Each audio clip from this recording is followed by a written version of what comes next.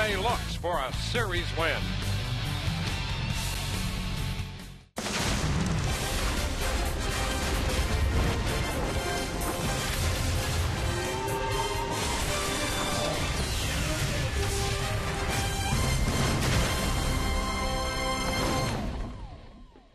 Last night at this same time, the weather forecast for tonight's game was ominous.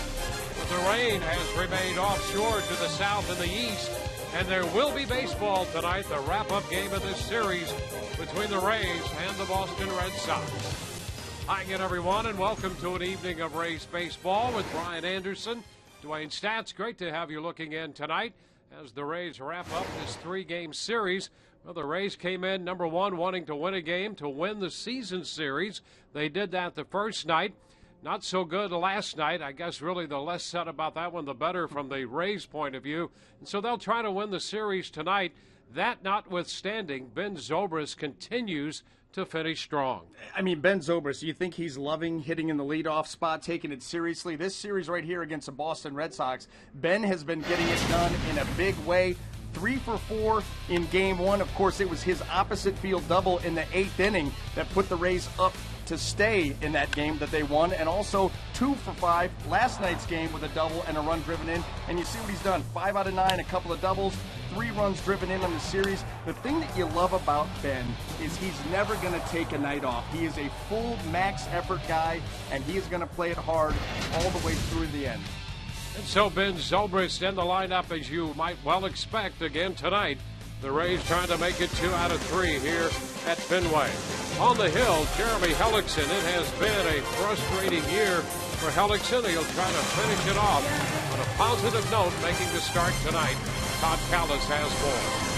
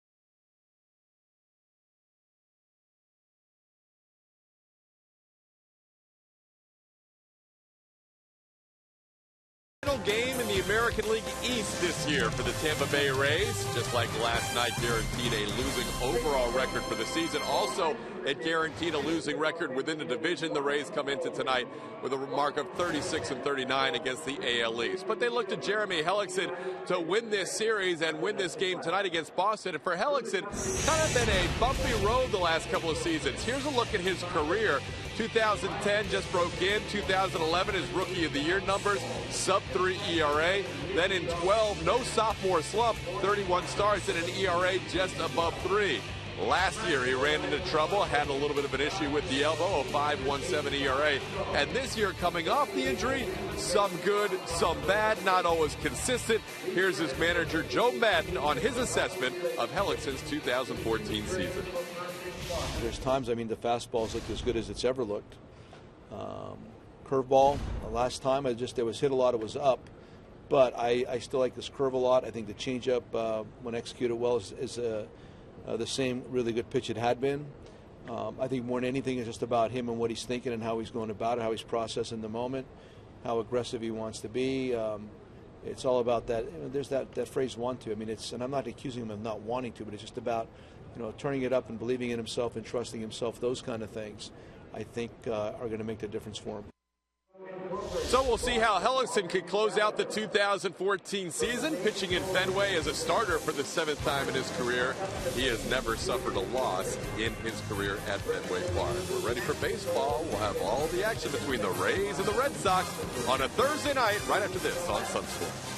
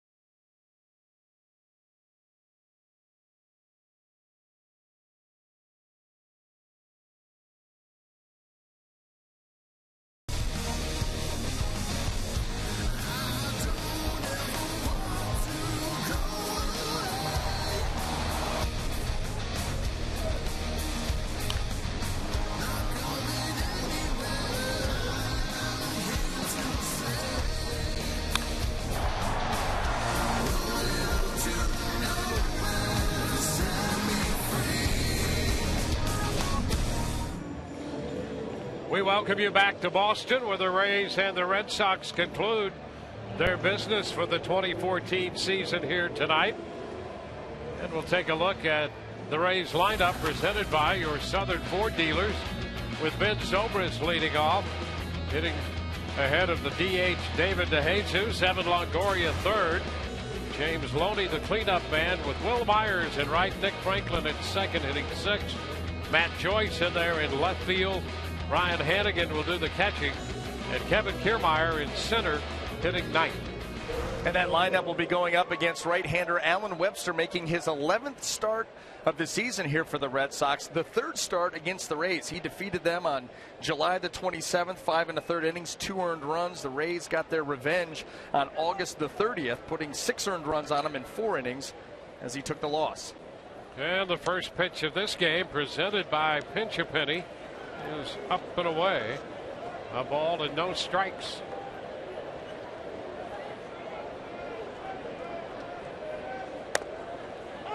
A fastball in for a strike. It's 1-1. You can see that Alan Webster does have a good arm, good overall stuff. The key for him, like most young starters, command pitching ahead. 1-2. Time the off-speed pitch, a changeup there, had Zobrist out in front. And you could see good arm action on it. That is a plus pitch for him, a pitch that will miss bats just like it did in that last offering. 2-2. Webster just 24 years old, out of North Carolina, making his 11th start for John Farrell. Close right there, and the count's going to go to 3-2. Yeah, that was a very good pitch by Webster, and I think even Ben may be surprised that was not called a strike. That was right there. Chop to the right side. Betts backs up at second into the outfield a couple steps, makes the play. 1 away.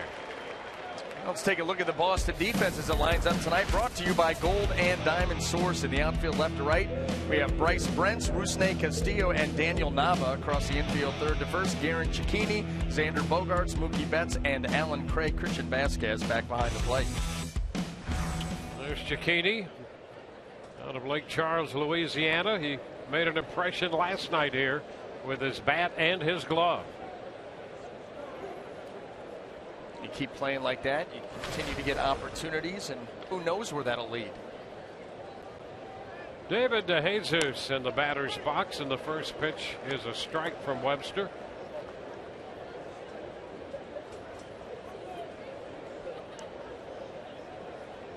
DeJesus back in the lineup as a DH, had a couple of hits in Tuesday's game. 1-1. Well, you look at Alan Webster's breakout, and we talk about his command. His last 2 starts came against Baltimore and Kansas City, teams obviously bound for the playoffs. 1 walk in each of those starts, and he pitched very well in those starts. Against the Rays, mentioned the 2 starts, they've covered 9 1/3 innings, 8 walks the Rays have earned off of him. And so when he's able to stay in the strike zone with his stuff, he pitches well. When he walks guys, and right now he's at about 4.7 walks per 9 innings, far too high for a starting pitcher. That's going to come back to haunt him. Ground ball handled by Craig. Webster covers. DeJesus is out. So 2 ground ball outs to start this one. Webster so far has not been a dominant ground ball pitcher, but his fair share of ground balls, and 2 to start this game. He's got the makings of a guy that can be a real good ground ball pitcher. When that command comes around and he can really put the fastball where he wants it, because he's got good late life on it, good velocity, and those are the types of pitches that will lead to a lot of ground balls. There's a base hit to the left of the third baseman. Longoria is aboard, jumping on the first pitch and sending the fastball into left.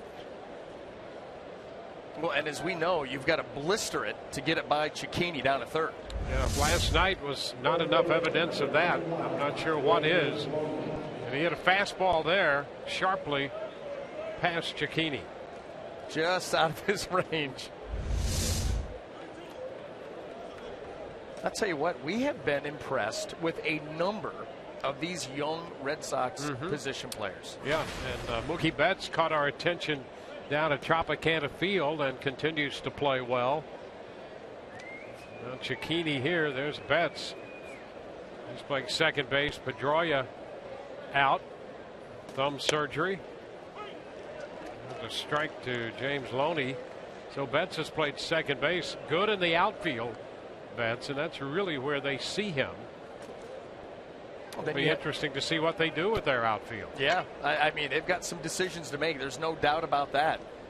Mookie Betts is going to play. Rusney Castillo, the money they put into him, he's going to see a lot of playing time. Going to see play every day. And, you know, that forget about Brock Holt, who we've not seen in this series because of a concussion. But Brock Holt is another one of the guys, you know, young players that really caught our attention early in the season and is a very versatile player.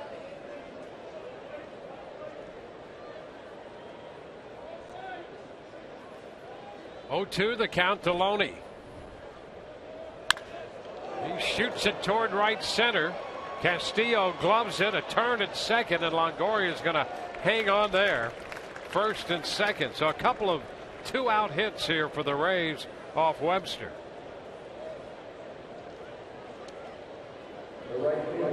Longoria single to left, and Loney a base hit into center field. Well, this pitch stays out over the plate. That's what James Loney, he just stays back on it. He does that so well, so balanced at the plate.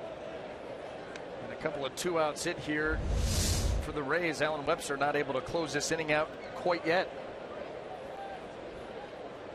Let's see what Will Myers can do with a couple of men on and 2 outs.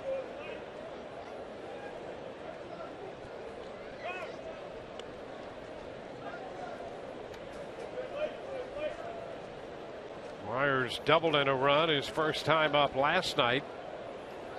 Went 1 for 4.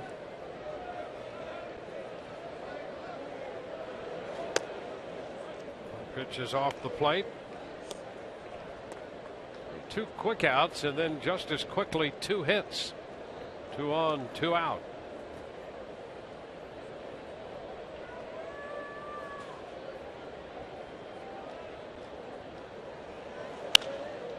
Fly ball, right field. Nava toward the line. Ball stays fair, and he makes the catch. Rays lead 2, do not score. Bottom of inning 1 coming up.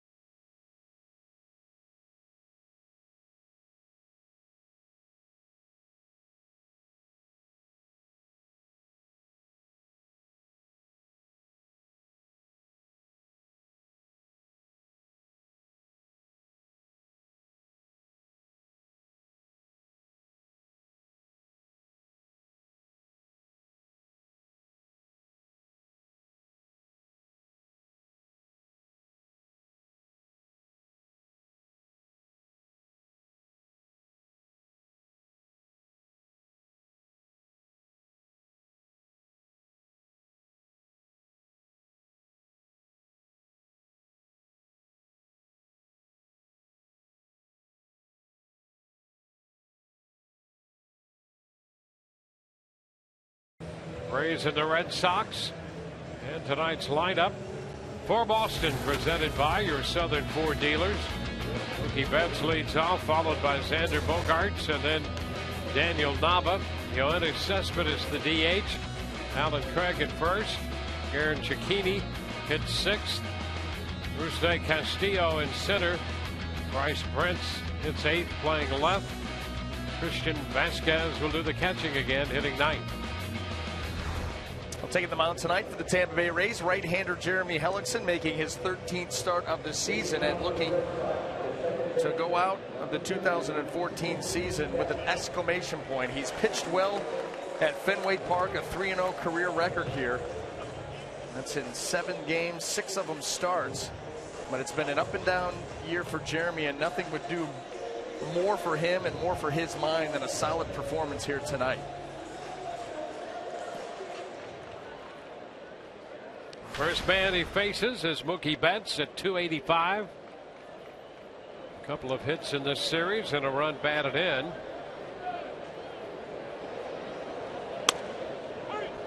First pitch is a strike, says Laz Diaz. Veteran umpire, 15+ years calling the balls and strikes tonight.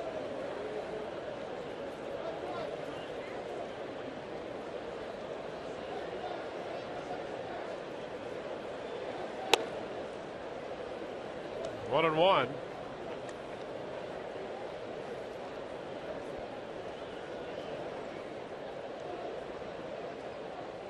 It has been a struggle for Hellickson since coming back. Some work done on his elbow. You know, and I thought that some of his comments about that were very telling.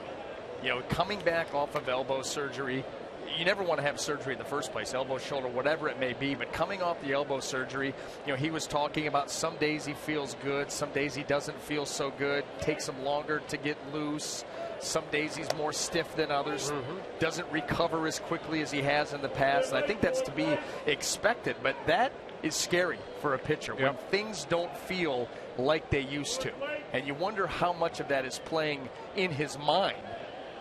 You'd have to think that a lot of it does. Yep, no question. 3-2. This game is tough enough when you feel good out there. If you're thinking about my arm, ooh, it's kind of stiff, this is bothering me, I didn't really rebound from last start to this start like I had before. You know, you talk about dividing your mind with base runners. You don't want to divide your mind with that kind of stuff either. It makes it tougher. Line drive, and it's over Franklin's head into center. Kiermaier returns it to the infield, and Betts on a 3-2 pitch again. Saw a lot of pitches and hits the line drive into center. I'll tell you what, that is his MO. Get used to that. Let's take a quick look at their Rays defense as it lines up tonight. Brought to you by Gold and Diamond Source. In the outfield left to right, we have Matt Joyce, Kevin Kiermaier, and Will Myers. Across the infield third to first, Evan Longoria, Ben Zobrist, Nick Franklin, and James Loney. Ryan Hannigan behind the plate. This is Hannigan doing the catching. He was out of the lineup last night, a late scratch because of an injured toe. Kurt Casale suffered the concussion. Bogart's going to bunt, and he fouls it. There's a strike. Wasn't much of an effort right there on the bunt by Bogarts. That was almost like, yeah, might as well. Kind of threw the bat head out there. Bogart's average up to 239. He got off to a pretty good start this year, then really struggled. He was out with a concussion. You see that effort there on the bunt. Wasn't sure what he quite wanted to do.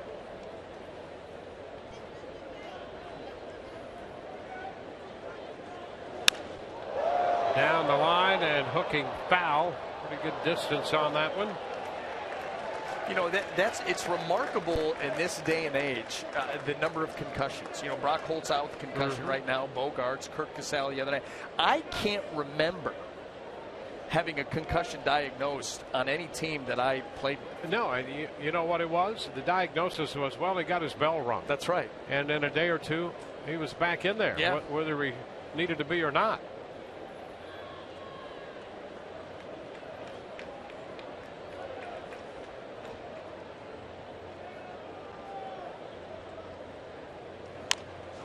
Foul ball right off his foot, and down goes Bogarts. Try to shake that off as he walks around. Boy, right on the instep right there above the shoe, inside of that ankle. No protection down there. I bet you there will be his next at bat.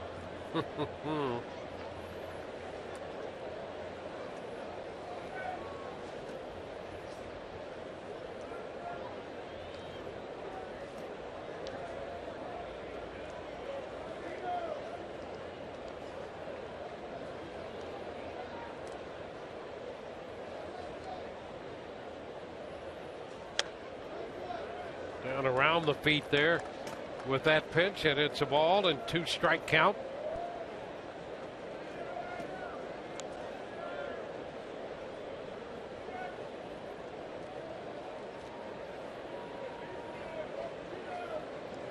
Shift on for him. Quick toss to first. Betts is back in.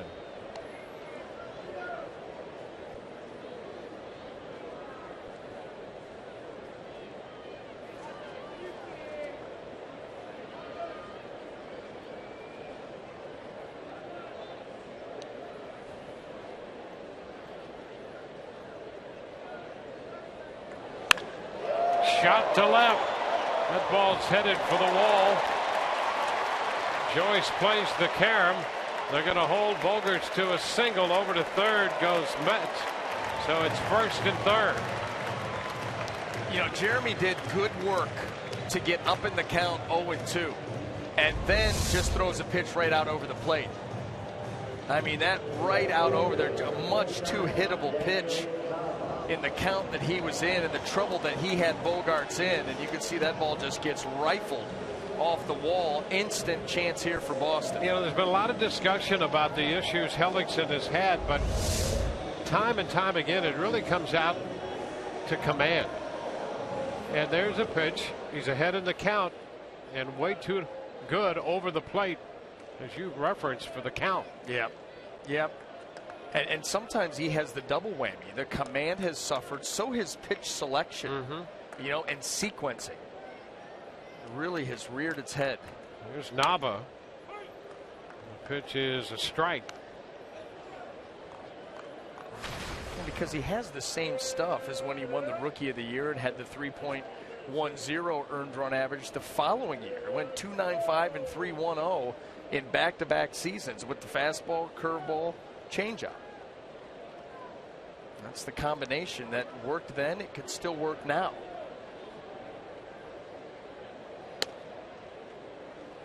One and one. Yeah, that's the thing too. You know, he's not a high velocity guy, but he hasn't lost any velocity. It's pretty much the same. And same pitches, same approach. Some poorly placed pitches, however, and they have hurt him.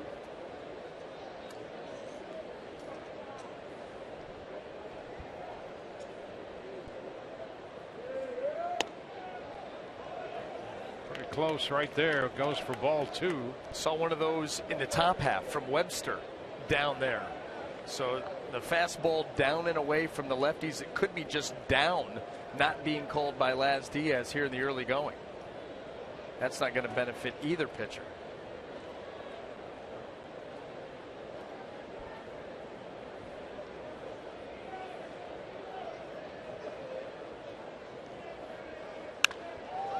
Fly ball into left. Betts back to tag. Joyce makes the catch. Thrill's going to come to the plate, and down to second base goes Bogaerts as Betts scores to make it 1-0. And Matt Joyce just took his glove off of his hand and kind of banged his side with it, because he knew with that throw, he airmailed it. He was going to get Betts, and by doing so, over the top of everybody, and that lets Bogaerts move up to second base. As soon as this is released, look at Bogaerts off and running, and there was nothing anybody could do about it. Just a bad throw there by Matty.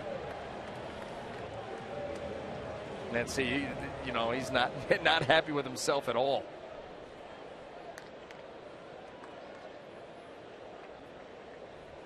Red Sox have the first run, and another man now in scoring position for the DH, Yoenis Cespedes. He's the DH with Ortiz out of the lineup. Ortiz with a little wrist issue and may not even play in the New York series coming up. First pitch to Cespedes is a strike. Hellickson not too unhappy that Ortiz is out. Ortiz in his career was 10 for 26 against Jeremy, with 3 home runs, 2 doubles, a triple, and 7 walks.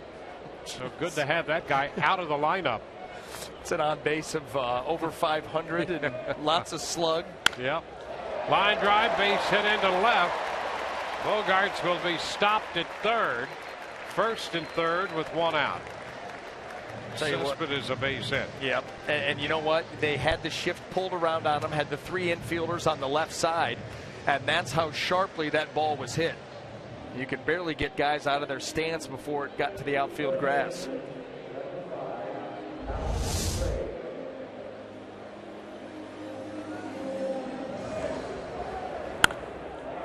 Look at that. You got to give Ben Zobrist credit just for being able to take a step towards that baseball. That was scalded. Well, the Rays threatened in the first, left two, and the Red Sox have gone right to work with a run home. There's Alan Craig playing first base. Hellickson throws him a strike. Hellickson has had issues getting deeper into games. That's been one of the problems he's encountered since returning to the active list. 12 prior starts in 5 innings, and only 6 of those. 0-2 to Craig. You know, there have been times where Joe's had a very quick hook with him. We've seen that. In fact, he had a start against Boston back on July the 26th where he went 4 2/3, no earned runs, and was taken out of that game. Turned out to be a Rays 3-0 victory. So he's had a quick hook, but you know, you're right. And if you go over his last 4 starts, his last 4 starts have covered 19 innings. Yep. Less than 5 average. That is tough. Tough to have. Ground ball, Zobrist. Franklin 1, Loney 2, 6-4-3 on the double play. Red Sox settle for one lone run. 1-0 Boston through 1.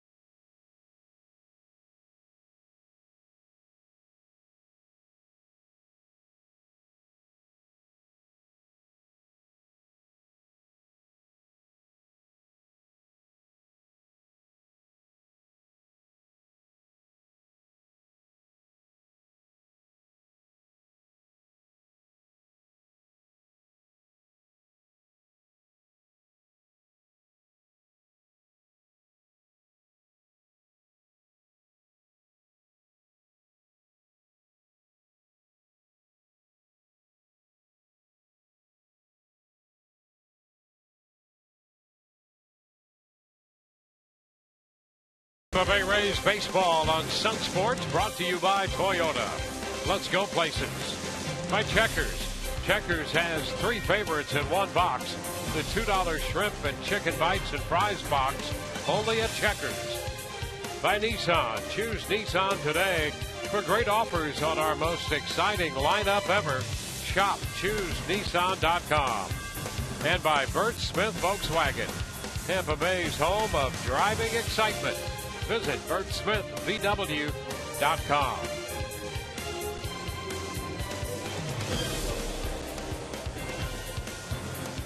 Double play ball got the Rays off the hook in the bottom of the first, limiting the damage to just the 1 run.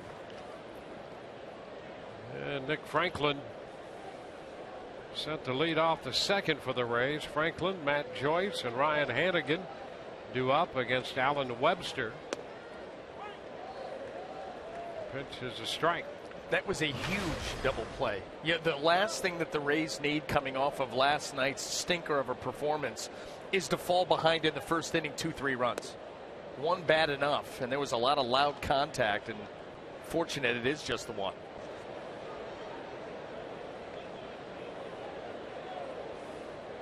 One to count.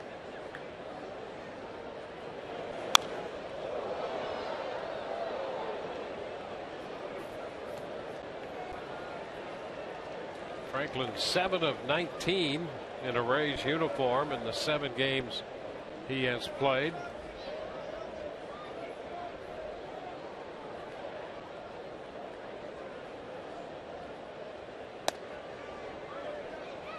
Two. Franklin, part of what the Rays got in the David Price deal. A 3-team deal. Drew Smiley coming over from Detroit, and Franklin from Seattle. Betts with a pickup at second. One away. The question will be, how does he fit into this ball club next year? You know that the Rays want him to succeed.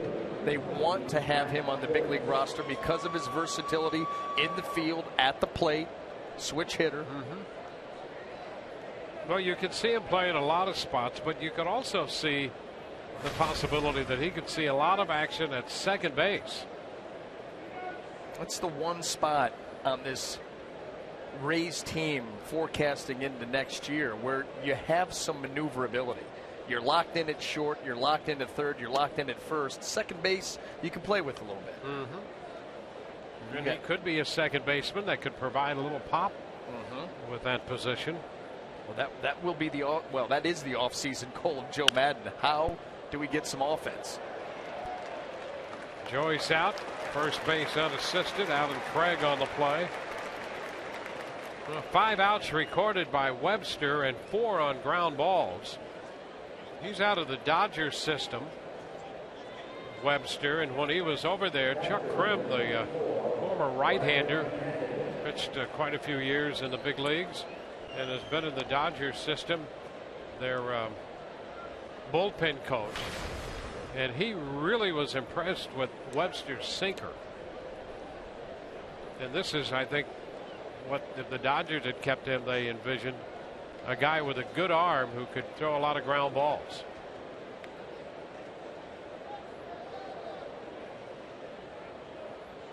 And again, hit by the pitch, and he'll head to first. Well, this is where you talk about Alan Webster still trying to refine his command. Watch where this is meant to be and where it ends up. That was a fastball supposed to be down and away. Christian Vasquez set up away. That ball's all the way across the plate, in and up. So he missed his spot there by feet. Many feet.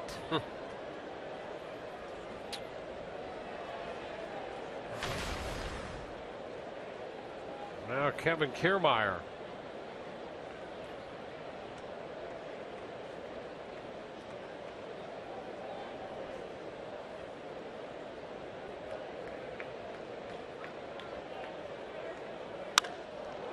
Into center field. Castillo coming in to play it on a hop.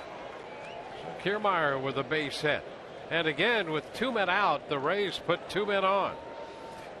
Yeah, Alan Webster, these are the innings you want to close out. You get 2 quick outs, get your team back into the dugout, get your offense back up there at the plate, and he misses wildly, hits Hannigan, and then Kiermaier with a little off the end of the bat, blooper into center field. Yeah, Ben Zobrist with a chance to get the Rays on the board if he can find a 2-out hit.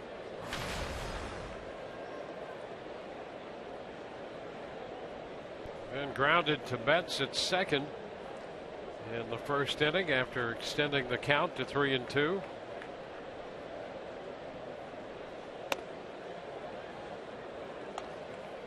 One ball, no strikes. Yeah, and you don't want to fall behind to Ben Zobrist. You do not want to become predictable to him right now because he's having a great series. Even with that ground out, 5 out of 10. He's driven in 3, a chance to do more damage here. Really swinging the bat well.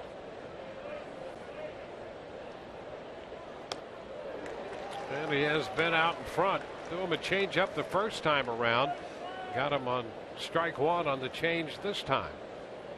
That's a smart pitch that Webster and Vasquez came up with, because in a 1-0 count, Ben looking to turn it loose. And you can see how far out in front he was. Liner into right field. That's in there for a base hit. Nava with the throw. Cut off. The Rays get the tying run across. Hannigan scores. Kiermaier goes to third.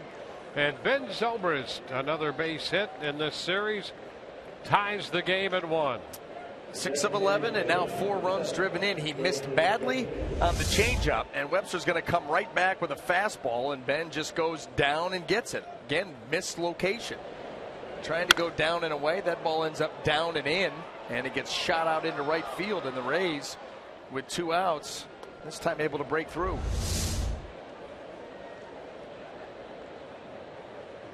Rays 2 hits in the first inning. 2 hits and a run here in the second to go along with a hit batter. And here's David DeJesus.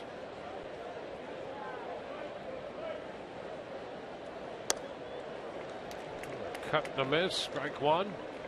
You can see him out in front. Yeah, and you can see why people love that changeup. He has such good arm action with it. It mimics the fastball.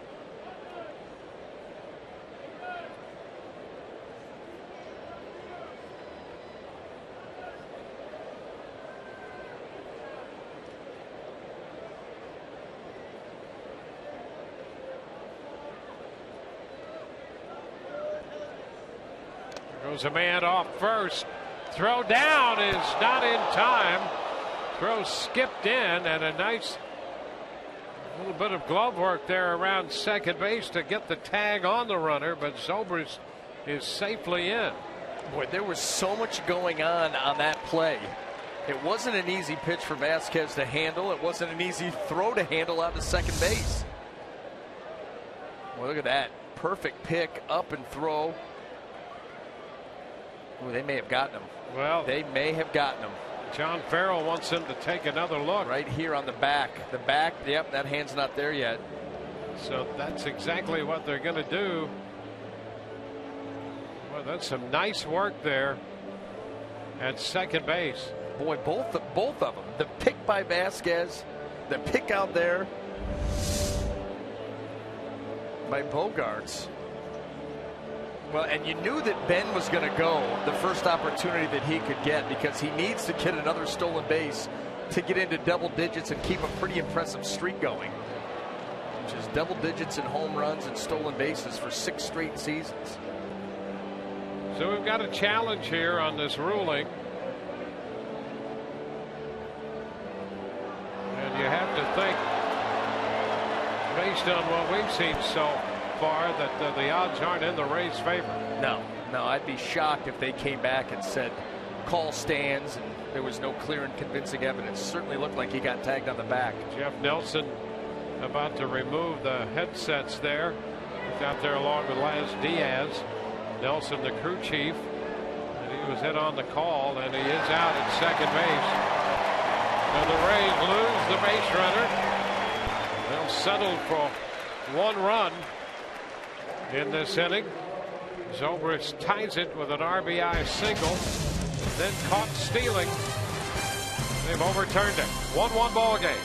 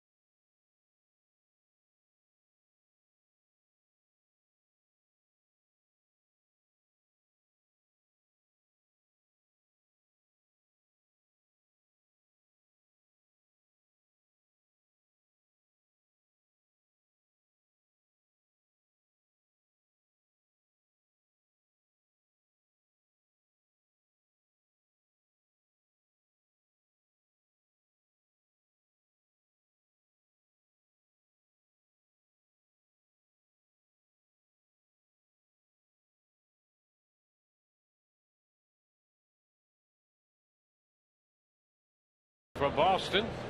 Rays would like to say thank you to the fans for another fun season. Glad you've enjoyed the new additions at Tropicana Field this year, including the porch in center field and the Rays Flex Packs. Keep checking back during the off season for more information about next year's concerts, promotions, and special events.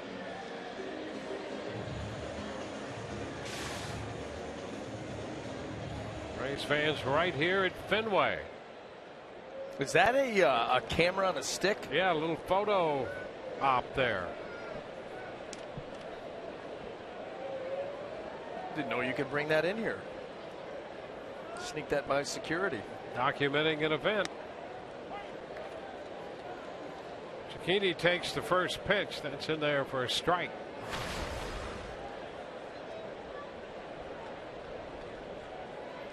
Aaron Cicchini, 5 of 16. Sharply hit off the glove of Franklin. He tried to backhand it. Knocked it down. Could not make a play. That ball was stung by Cicchini. Nick Franklin, he gave himself a chance. Angling out, that ball right in and out of the glove.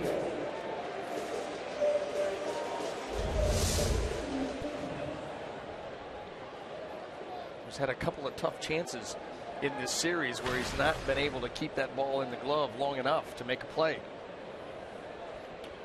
Rusney Castillo.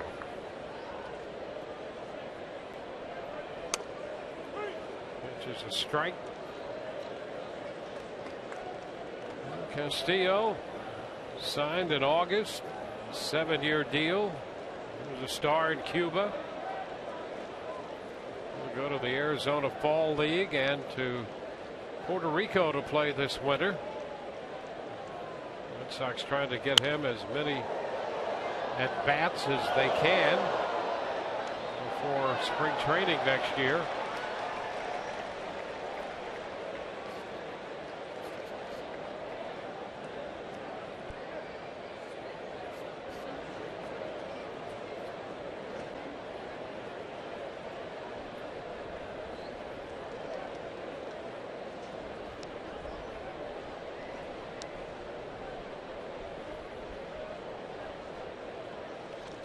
Pitch bounces in, a wild pitch away from Hannigan, and down to second goes Cicchini.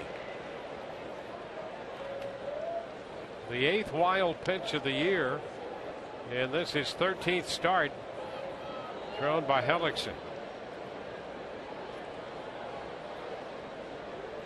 Now a man in scoring position. Well, this breaking ball well short. And Hannigan coming out there and just deflects off his wrist. No chance.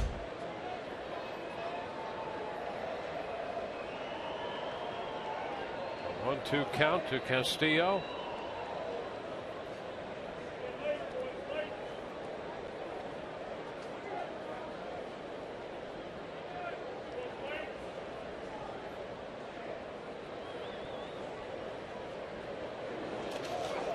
The dirt again, blocked this time by the Rays veteran catcher Ryan Hannigan. Getting a workout back there.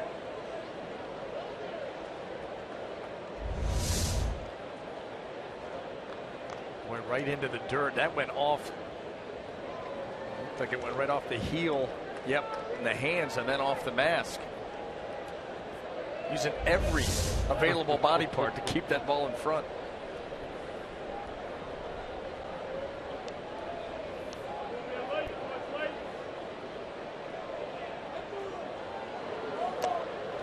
Cut and a miss. He gets a big strikeout. Castillo, the first strikeout of the night for Hellickson, first out in the second inning. Boy, he really dropped this curveball nicely. You see the depth on that pitch, straight down.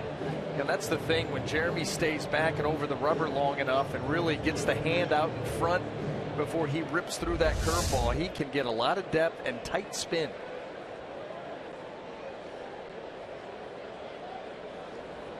Bryce Prince.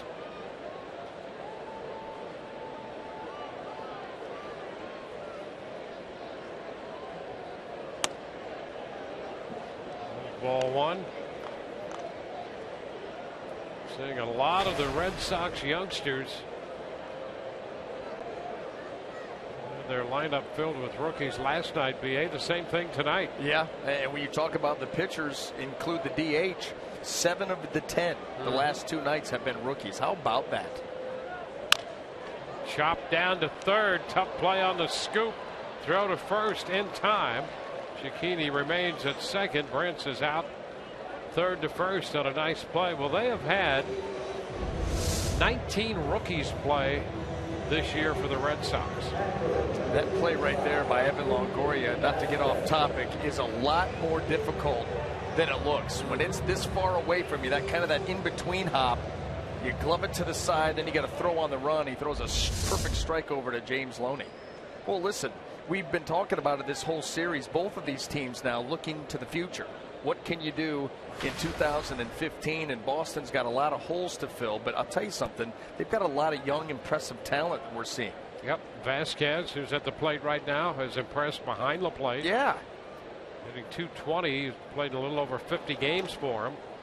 This pitch is blocked, but he's been impressive behind the plate. I don't like how impressed I am with Boston's young talent.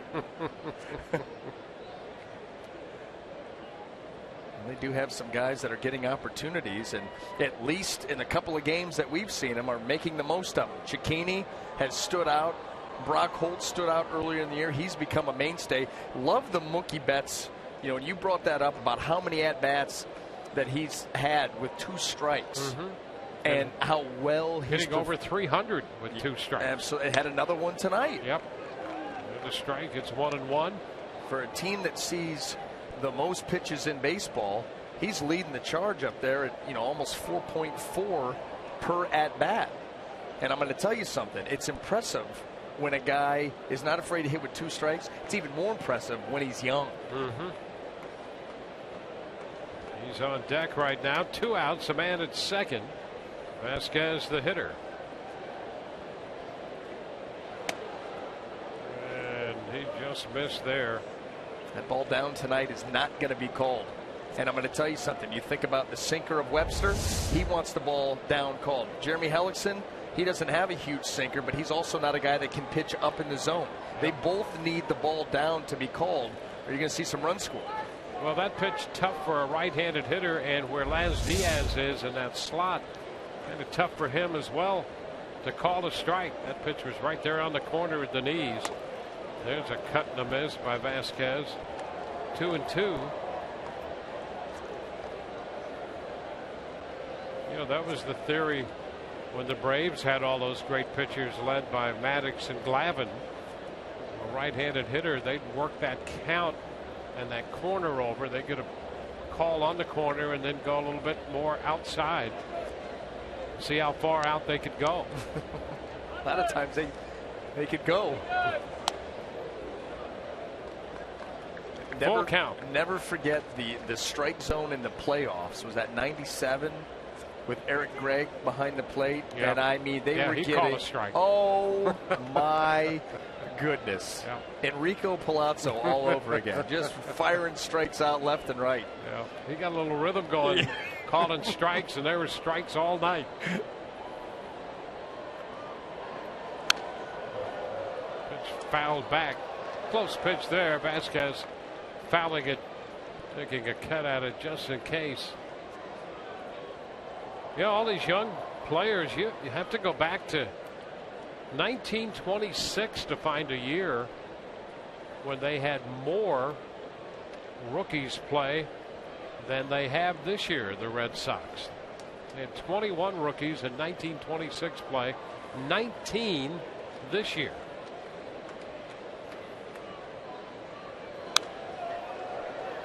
Foul ball out of play.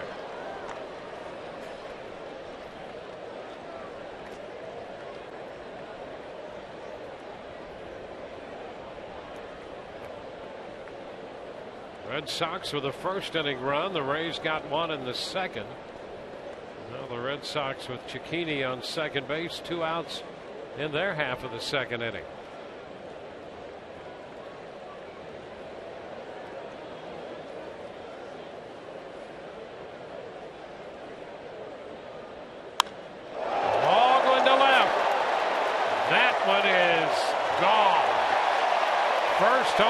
for Vasquez. 3-2 pitch, and now it's 3-1 Boston. Not much question about that one upon contact. Vasquez, how many fastballs did he see in that at bat? You talked earlier about pitch location. That ball meant to be away. You see Hannigan reaching back over the plate, and everybody knew it.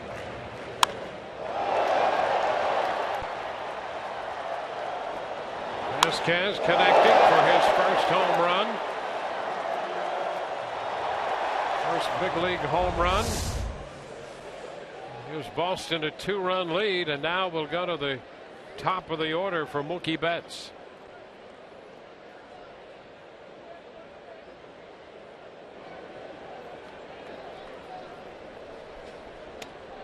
He takes a big rip, strike one. Out in front of the changeup. First big league home run for Christian Vasquez. A 2-run blast.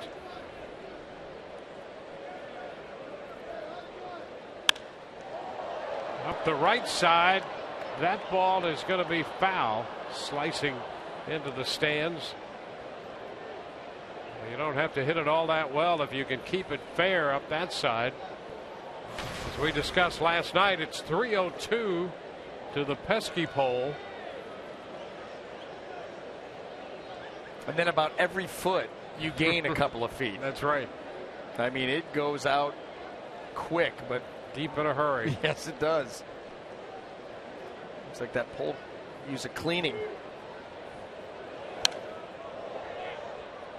How many signatures you think are on that? Yeah, you'd like to see who's at the top of that signature pole. Yeah. See, it's just keep going up and up and up.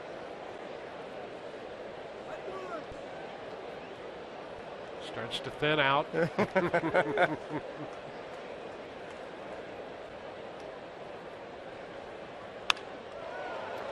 Toward left center. That's going to fall. Kiermaier makes the pickup, perfectly placed by Mookie Betts. Well, another hit with 2 strikes, this time 0-2. He's 2 for 2 tonight and has gone to at least a 2-strike count each time up. And still was able to see, what, 4 pitches in that at bat? I mean, Jeremy did nothing but pump him strikes, and he just flips one off the end of the bat and drops it in there. And I'm telling you, that is so impressive when a guy has the ability to have no fear about hitting with 2 strikes. A lot of hitters don't like to be put in that position. That's why you see those averages so low. That's why you see some guys hacking early. They don't want to get to 2 strikes for fear of being put away. But you've got a young hitter that almost, you look at the numbers, you wonder if he prefers it. He's been impressive. Xander Bogaerts.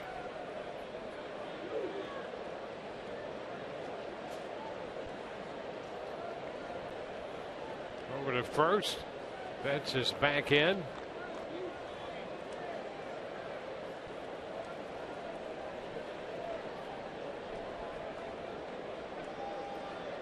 Betts 6 out of 9 running.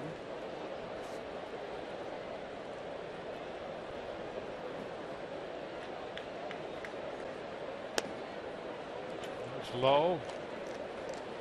Bogaerts singled off the wall in the first inning.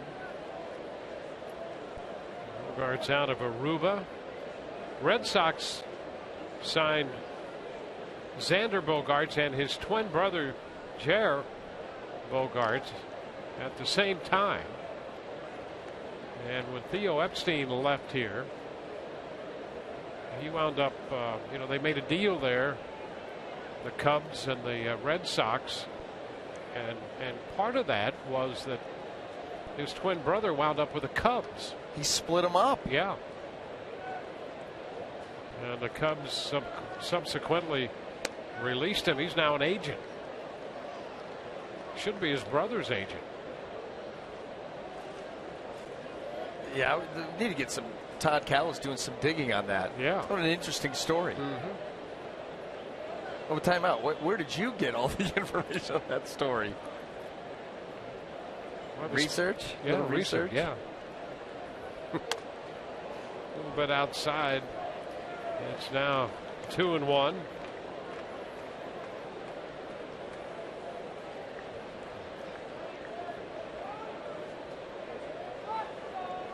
Bogarts now with that base hit.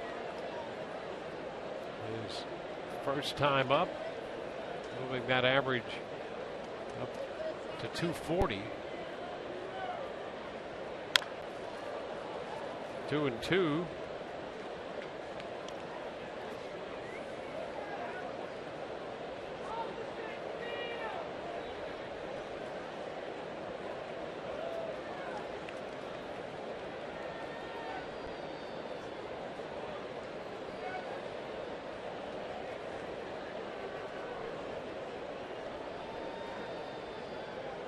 Well, you see Mookie Betts out there keeping the head still, but the eyes looking back towards home plate. And the reason that you do that is you want to give the appearance of, okay, I'm leading off, I got my eyes on the pitcher, but my head's on the pitcher, my eyes are going back towards home plate to see if I can pick up maybe what the catcher's putting down for signs. Find a good pitch to run on. That's it. I get a breaking ball and I feel like I can get a good jump. Maybe that's when I go. Watch him. The head's looking at Jeremy Hellickson. Look at those eyes. Right now they're looking right in there at Hannigan. He's back in. There's so many little intricacies to steal a base. You know, when guys get a lead off, they'll open up that front hip just a hair to give them clearance. Look at those eyes again. The head looks like it's looking at Jeremy. The eyes are right on what are those signs and can I pick anything up? He's gone. And the pitch, a half swing. He went around, the ball popping away from Hannigan. He'll have to go down to first to retire Bogarts on strikes. Red Sox retired in the second, but they scored 2 on the home run off the bat of Tristan Vasquez, his first in the big time. And it's 3-1 Boston.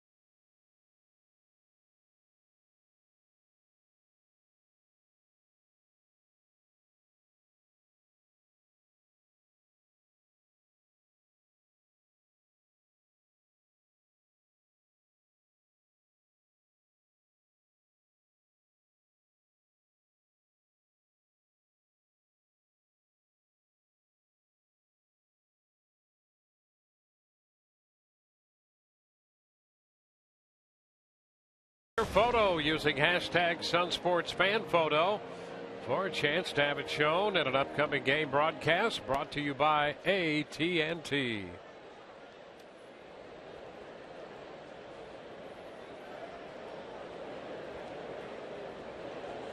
David DeJesus leading off the third. He was at the plate when Zobrist was caught stealing. High fly ball to left. Brent's just a step onto the track makes the catch. So DeJesus out on the first pitch.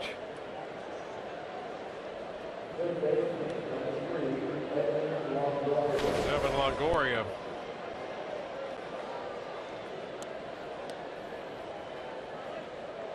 Even singled into left in the first. Pitch is a strike.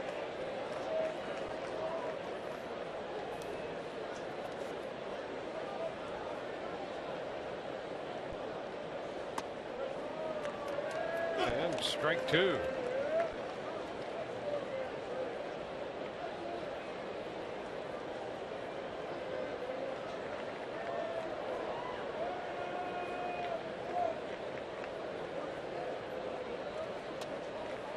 Ball and 2 strikes. Rays saw Webster back in the end of July at Tropicana Field. He gave up 2 runs in 5 1/3 in that one and picked up a win. Then they saw him again at the Trop on August the 30th. High popper, foul ball. Cicchini near the dugout with room, 2 gone. And it's so cramped in that dugout that David DeJesus had to get up from his perch and head out of there, head towards the stands. And you see where he is.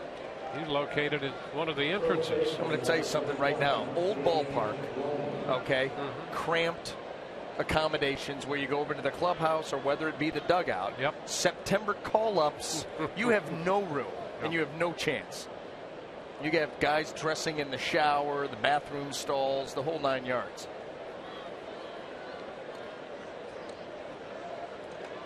He's looking for a little space. Good luck. James Loney takes the pitch outside, 1-0.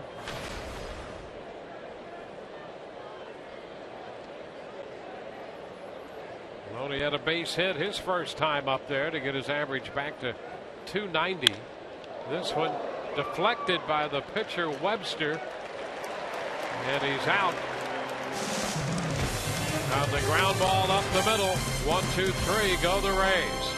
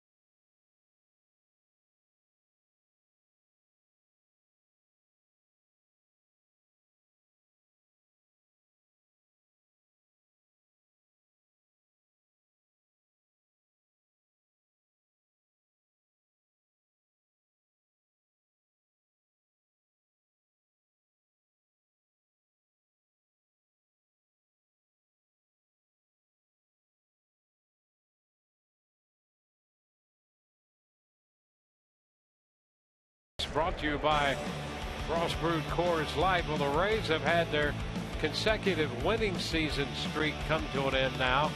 6 consecutive streaks. Cardinals have a 7-season streak going. That continues. And the Yankees right now at 81 and 77 at 21 seasons. So they need another win to ensure that that stays intact. They're home against the Baltimore Orioles tonight, and that game is tied 2-2 in the bottom of the 3rd. We go to the bottom of the 3rd here in Boston. Daniel Nava Leads off against Jeremy Hellickson. Hellickson has made a lot of pitches through the first 2 innings. Starts with a strike at the knees, 20 in the first inning, and then 27 pitches in the second inning.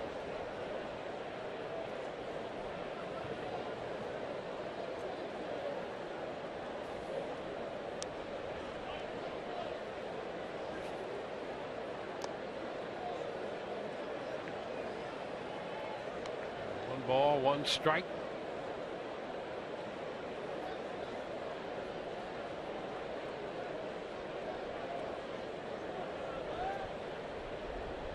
Cespedes will be next, and then Craig.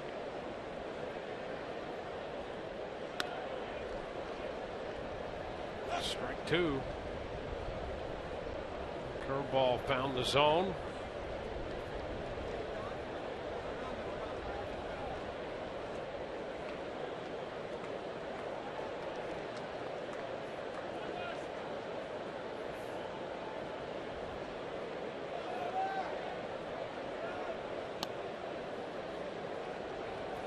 Two balls, 2 strikes. Nava drove in a run with a fly ball to left in the first. Cespedes waiting to be next.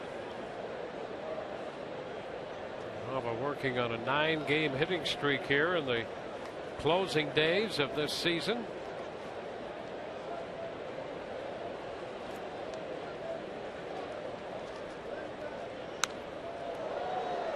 Holds the count at 2-2, the foul ball. And Jeremy Hellickson, you mentioned his pitch count in the first 2 innings. He needs a quick inning here for a lot of reasons. Number one, preserve that pitch count, give him the opportunity to get deeper into the game, and also because we've seen Joe Madden with such a quick hook with Jeremy Hellickson. Any more trouble, you know he's going to fire that bullpen up right away. You got extra bodies out there, some young pitchers out in that bullpen that you want to take a look at. So any more trouble, and that could spell the end. Bit inside, and we have a full count. So running a high pitch count already, and a full count to Nava to begin the third. And you get a feeling here, and I think that may be what is being told to Jim Hickey right now. Nava reaches base, you're going to see Jim Hickey go to the phone.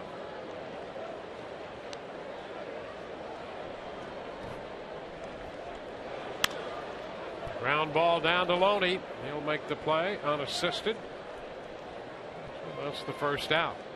You can place your reservations for 2015 ticket plans, establish seniority, and be in line for priority upgrades to the best seat locations and exclusive benefits throughout the season. Call 888-FAN-RAYS or visit RaysBaseball.com.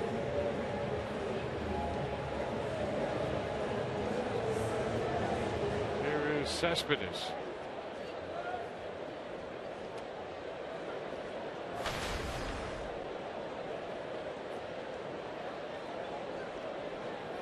Cespedes shot a base hit into left through the shift his first time.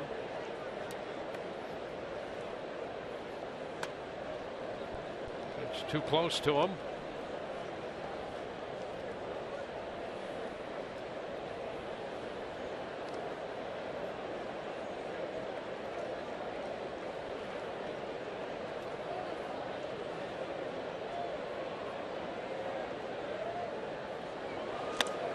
Big cut right there.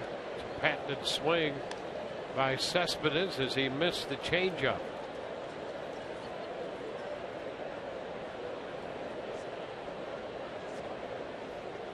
Cespedes came from Oakland early August.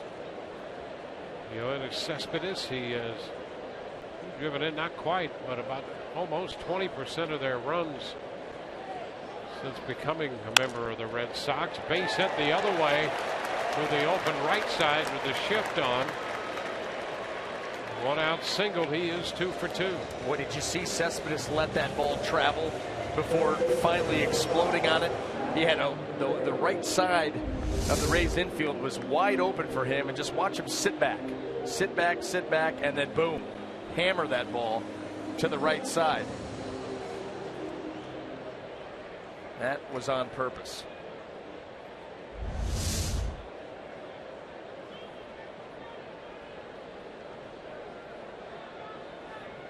is Alan Craig.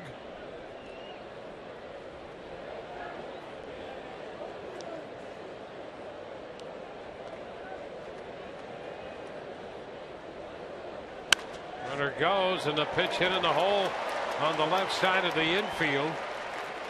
Joyce up with it in left. Craig has a base hit with Cespedes advancing to second.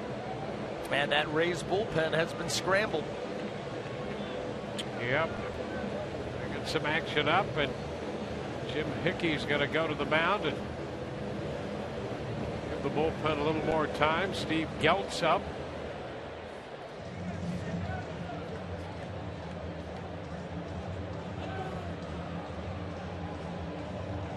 Well, this October history will be made as baseball's postseason moves to America's new sports network. Fox Sports 1 is your new home for baseball's National League Division and Championship Series. And it all begins this October, right around the corner.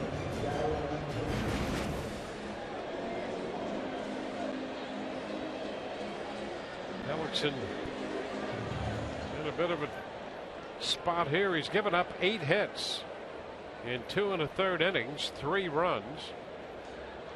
Facing a threat here, Garen Cecchini, the third baseman. Too low, blocked by Hannigan. Into the dirt, change up.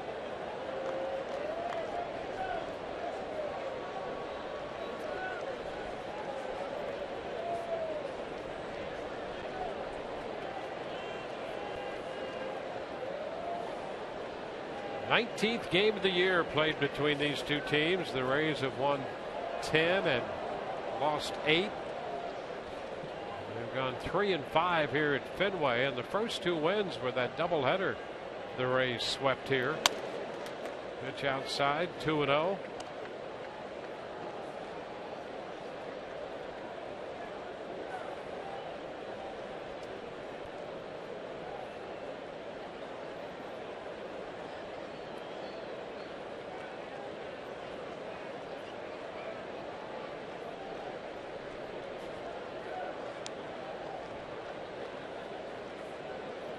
Runners both go. Good jumps.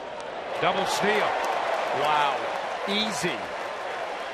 I mean, great jumps. Ryan Hannigan came out from the catching position to fire that ball to third base, and he wasn't even close. Not much more he could have done, and there was just no way they were going to get anybody. Well, Jeremy Hellickson, he is deliberate on the mound as far as taking his time in between pitches, and he was very deliberate in that delivery, and the Red Sox took advantage. Forces the Rays to pull the infield close. 2-1 to count on Cecchini. 3 balls and a strike.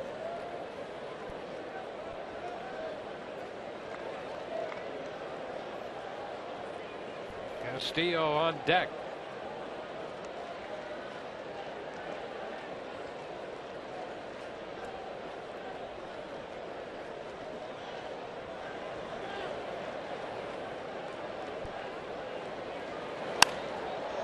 On a play, the left field side runs the count all the way to 3-2.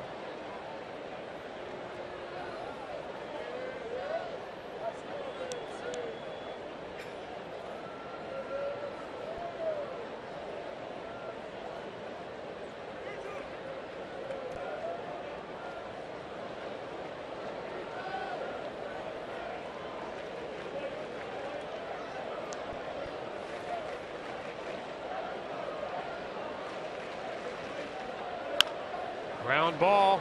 Loney has it come up off his glove and no place to go. Cespedes crosses the plate with the 4th Boston run. Craig goes to third, and Cecchini is aboard. And James had a play. He had a play with the infield pulled in. He was going to scoop and throw, and he went to throw before he actually scooped. Here it is. just off the end of the glove. And what you don't want is this to start to snowball on the Rays and get another ball game like last night where everything came apart. Sloppy baseball. And here we go again. An error charge to Loney, his 9th of the year, and that's going to be it for Hellickson. He'll leave with 1 out here in the 3rd.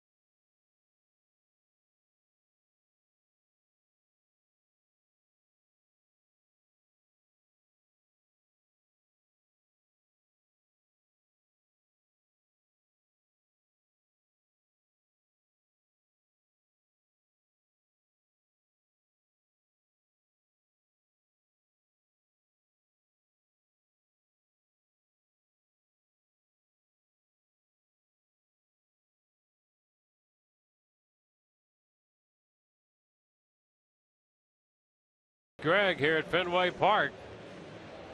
Red Sox have scored in each of the first 3 innings. Jeremy Hellickson out of the game after 2 1/3.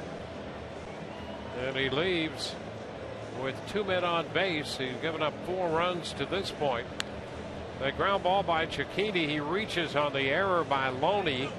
There's an error and a run batted in. So at this point, all 4 of the runs are earned. And Steve Geltz is the new Rays pitcher to face Castillo.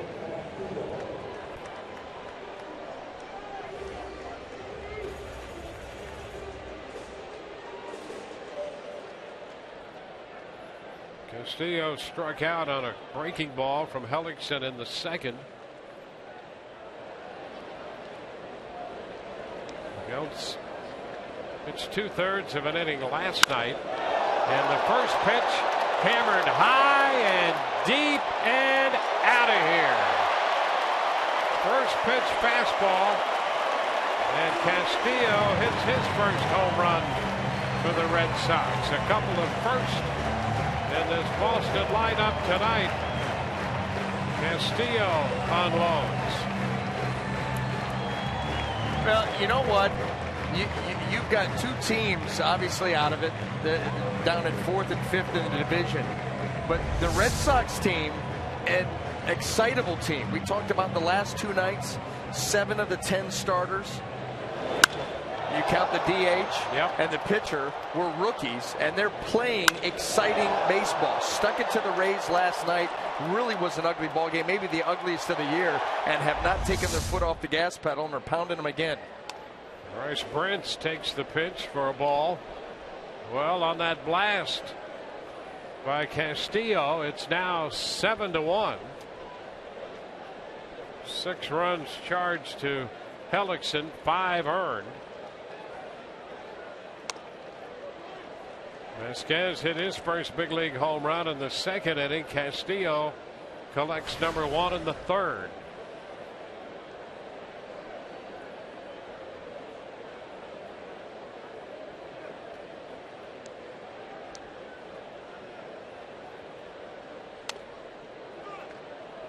And that is strike 3 call to Brentz. Yeah, this has been a continuation of last night, and you're right. It's the one closest to memory, but when you look back over the season, last night had to be, in many ways, the worst game the Rays have played all year. 9 walks. Yep. They gave up 4 runs in an inning on 1 hit. That is almost impossible to do. Now Vasquez lines a base hit into right. And just like that, the Red Sox have reached double figures in hits. We're not out of the 3rd inning yet. Well, these guys are auditioning. They're auditioning for roles on next year's team. And the way that the Rays are playing right now, it looks like they're just playing out the string, and it's not been pretty.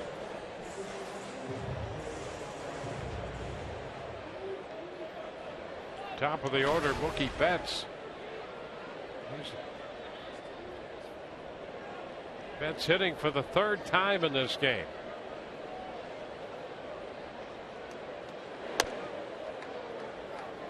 Pitch outside.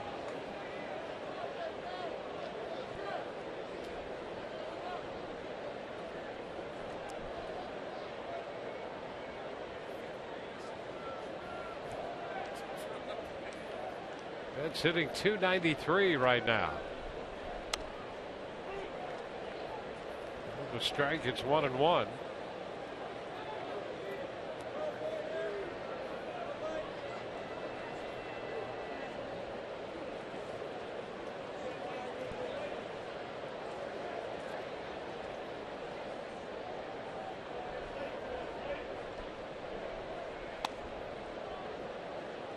Two balls and a strike.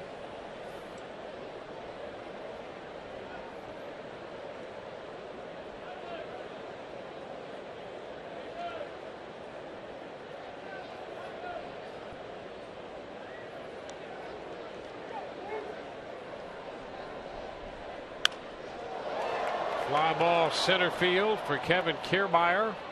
He makes the catch. 8 men come to the plate. Big inning here for the Red Sox. They now lead 7-1.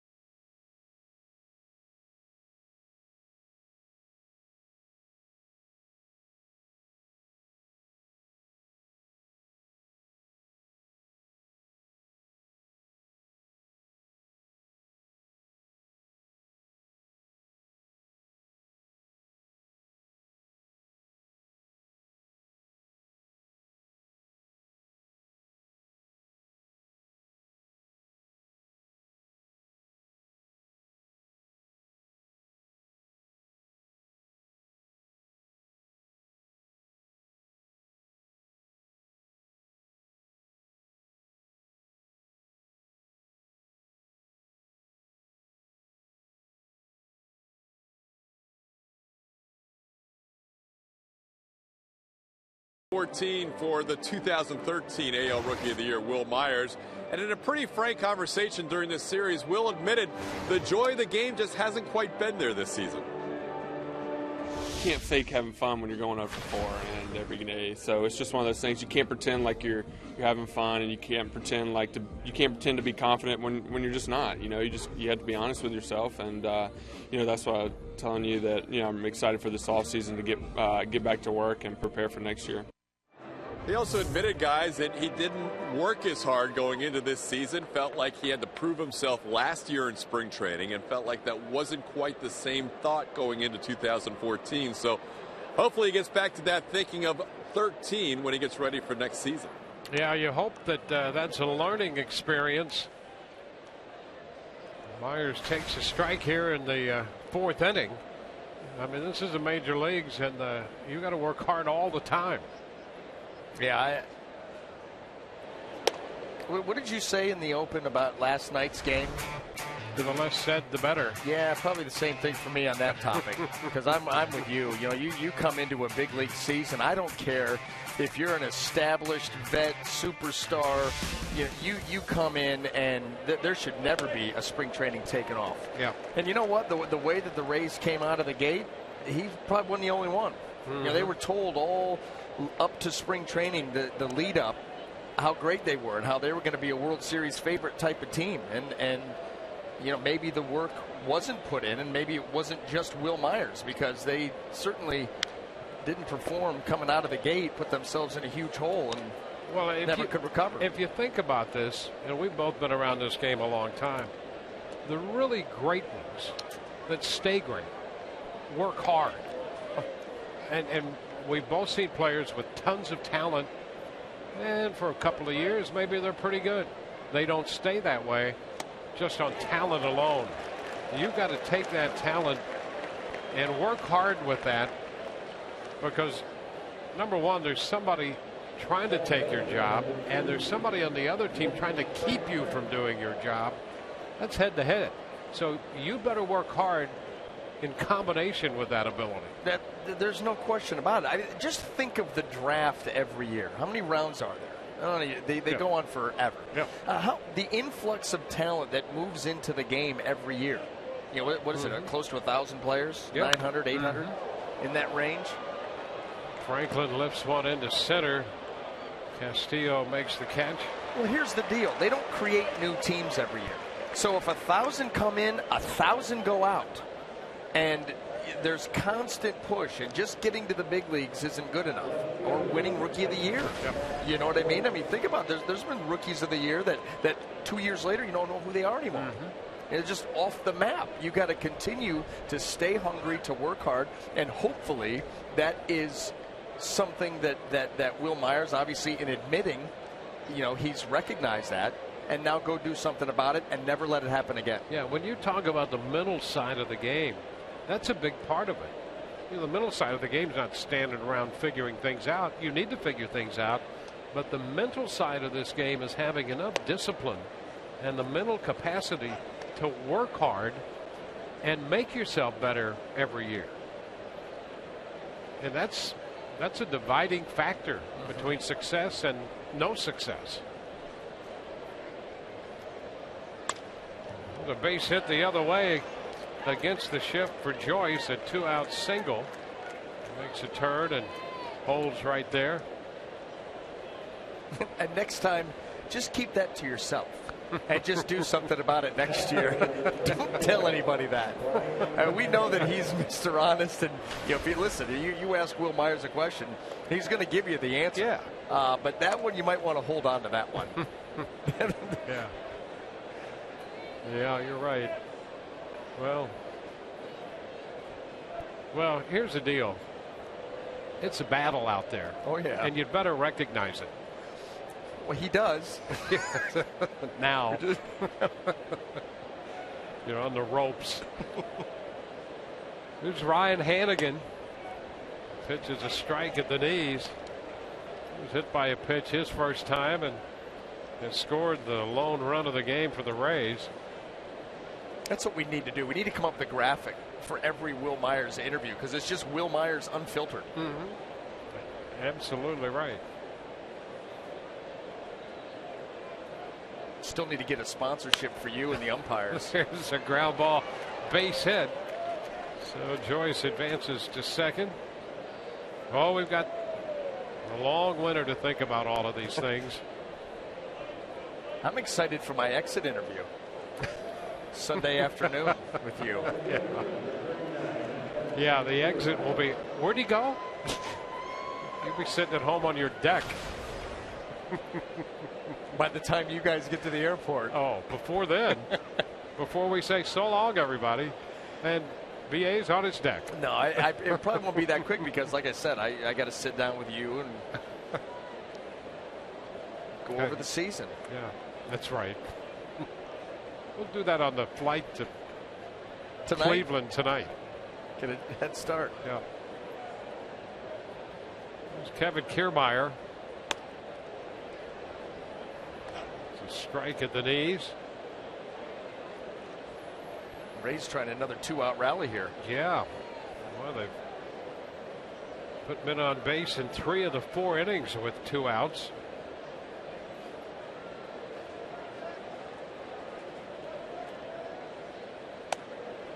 You know, that ball stays high.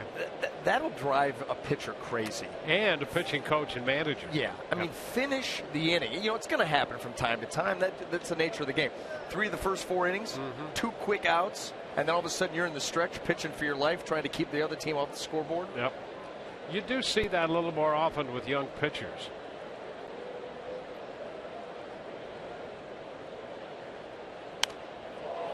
And it just goes to show you that when you take your mind off just a little bit, I got 2 quick outs, now I'm just going to get this guy and head to the.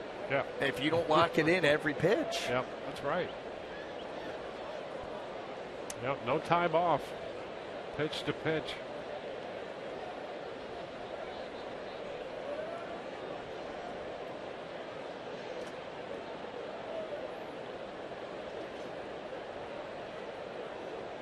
Kiermaier at 266 right now.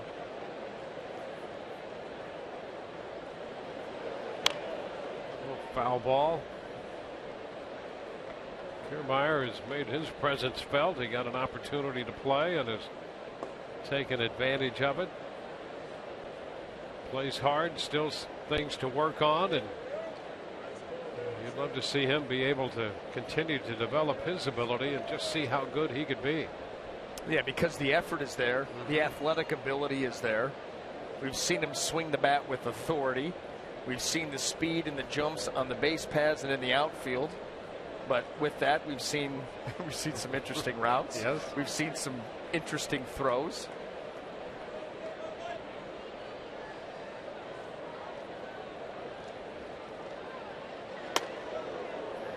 And now that'll even the count. 2-2. You know that he's going to work, though, because that's what he said. I will outwork everybody, and that's how I'm going to make myself known. So Well, he's had to do that to actually even get into pro baseball.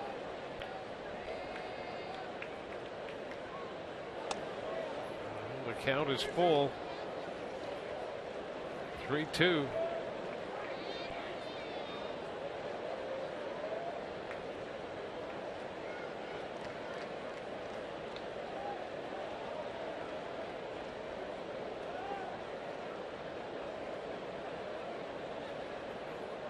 And a cut and a miss. Kiermaier out on strikes on a 3-2 changeup. Rays lead 2. They've stranded 5 and trail 7-1.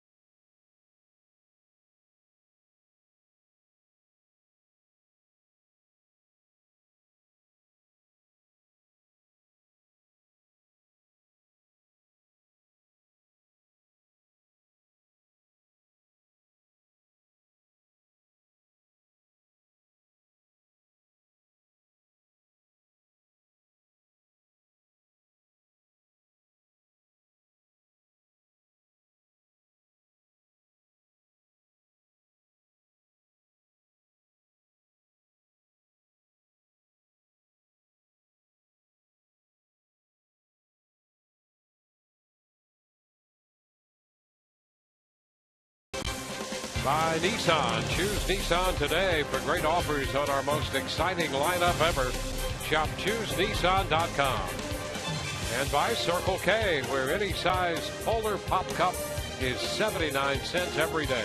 Circle K, what else do you need?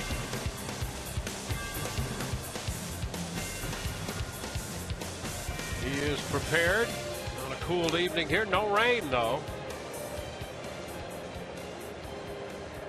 He's back from the Alps. Cesar Ramos will be the new pitcher for the Rays. Their third tonight. Cesar, 43rd appearance. He had 7 starts earlier in the season. ERA 3.79, 80 2/3 innings of work.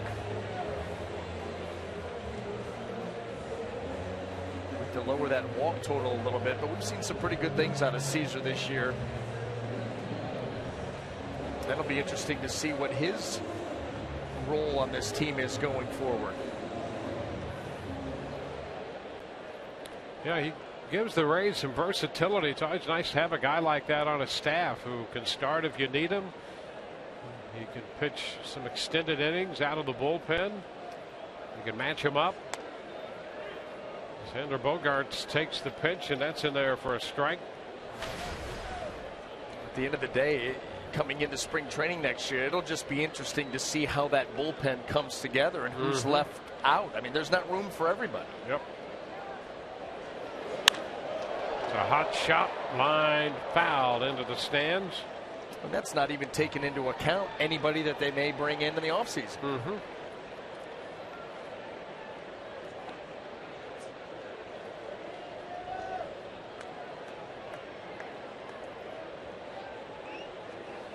Well, the Rays started the night 5th in the league in team ERA at 3.54. That was after the 11-3 loss last night.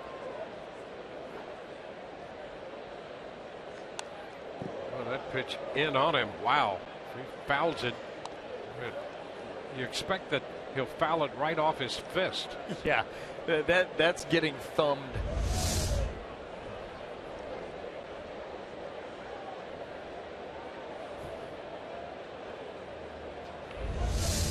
Well, if he misses it, it hits him in the rib cage.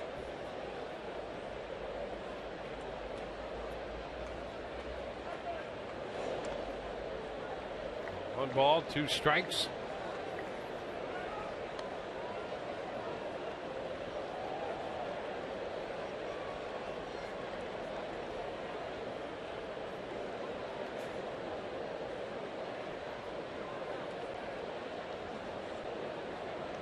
Ellickson worked 2 1/3. Geltz 2/3. Line drive, and it's right to Zobrist at shortstop. That's the first out of the 4th inning.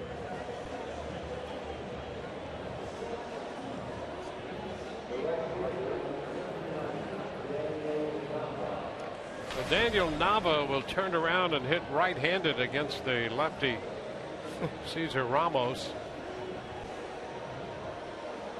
We had a meeting at the mound. I guess that ball was hit too hard.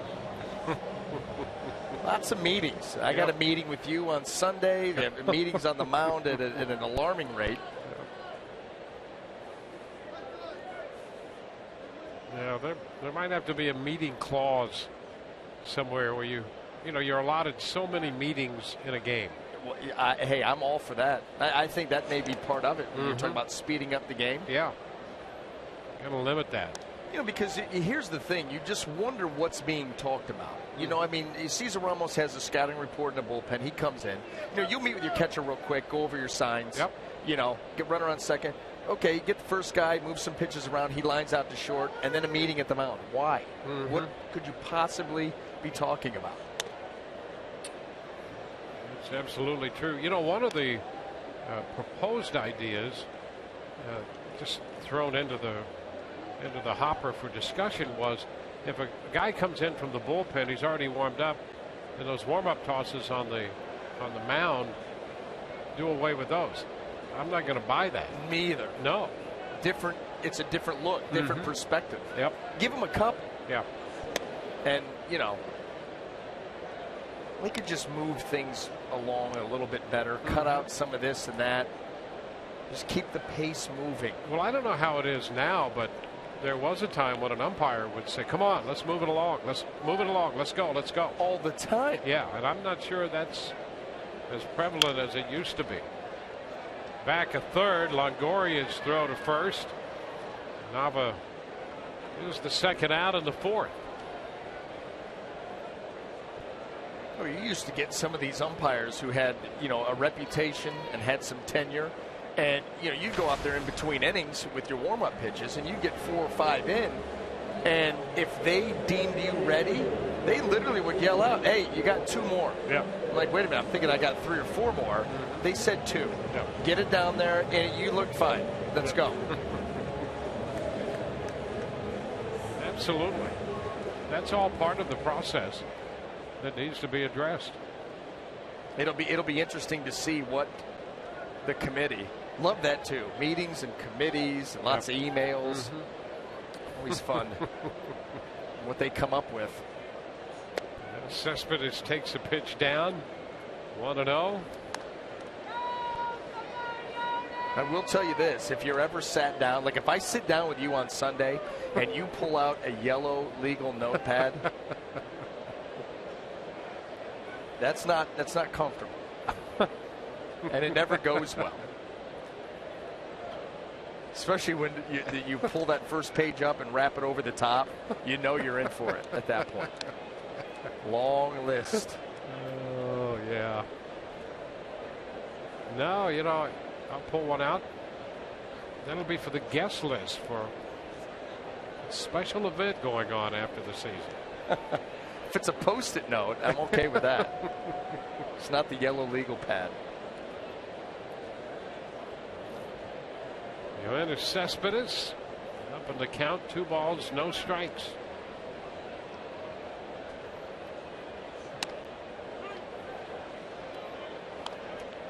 Two and one. Part of the platform is no meetings. Or a strict limitation on meetings. Just we want to move it along. Fewer meetings, the better. On the mound. Elsewhere. There's a strike, and the count is 2-2.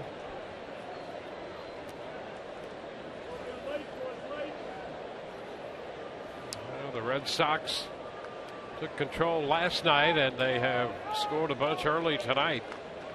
1 in the first, 2 in the second, 4 in the third. Rays have a lone run in the second.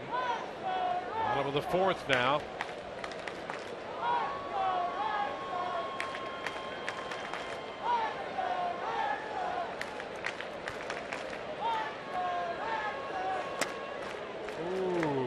Close right there. Those pitches down tonight have not been called. This is another way to kind of speed things up. Call strike. Yeah, that's a good pitch. There have been a lot of those down there. Absolutely. There have been a ton. And you see Ramos, he thinks that he's got it. He does. But Laz Diaz, and he set that in motion early on. The ball down at the bottom of the strike zone just not being called, and it's been consistently hit. Chopped to short. Zobrist, a straight line on the throw to retire the side. We're headed into the fifth. 7-1 Boston.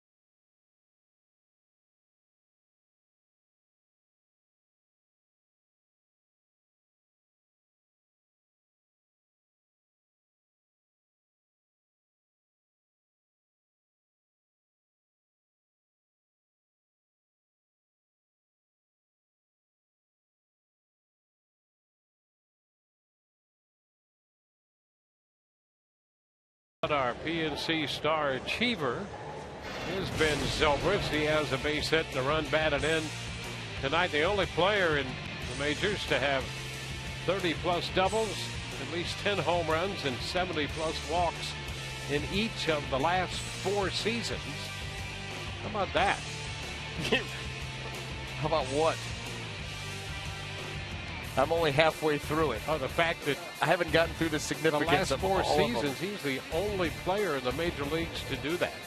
And you would think that there might be a couple more on that list. He's the only guy in 4 years. It's pretty good. Here he is again.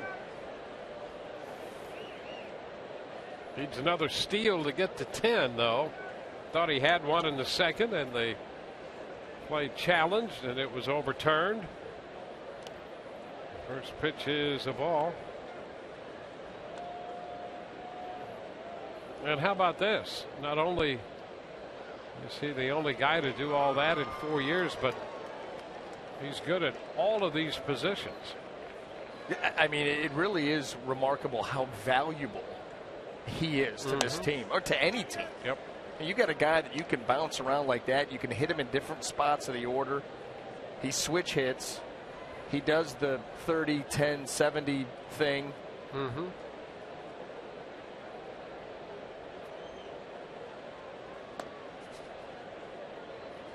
2-1.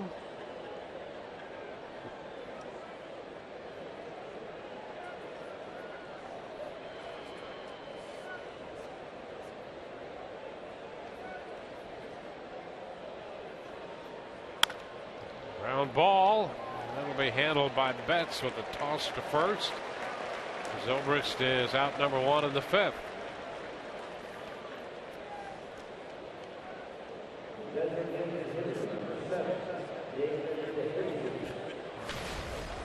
Here's David DeJesus.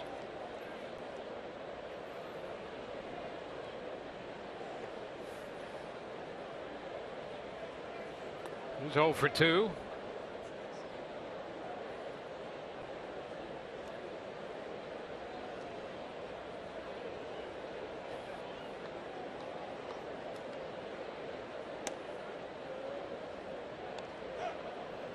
Takes the first pitch.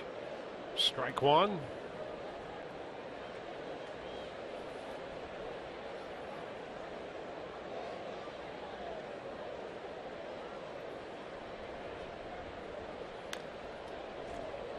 Oh, 2.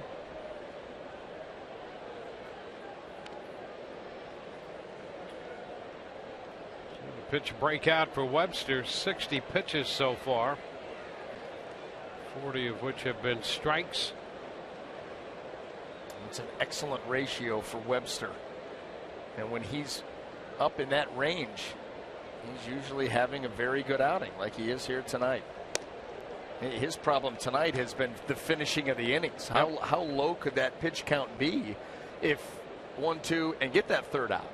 But 3 of the 4 innings, he's gotten 2 quick outs, and then the Rays have been able to put runners aboard. At least 2 in all 3 innings.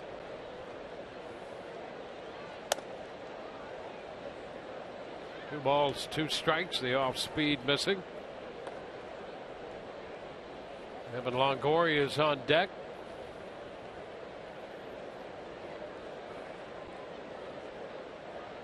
Orioles and the Yankees in the bottom of the 6th, tied 2-2. Orioles will ride into the postseason as the champs in the AL East.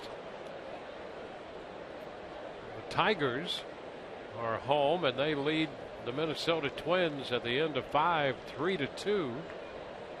Tigers have a 2-game lead on Kansas City in the Central Division. Tonight's American League playoff race update brought to you by Chase. And there you have it. So the Angels and the Orioles have clinched. Tigers have a postseason berth, but have yet to clinch the division, with Kansas City and Oakland leading in the wild card. Strike 3 called on DeJesus.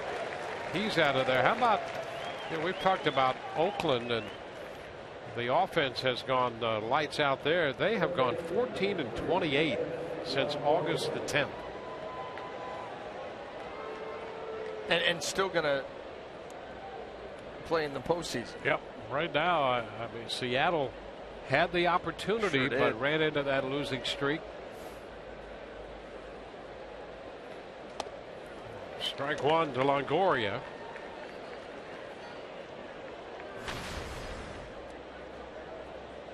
Oakland on the road in Arlington, Texas tonight. No score in the bottom of the third.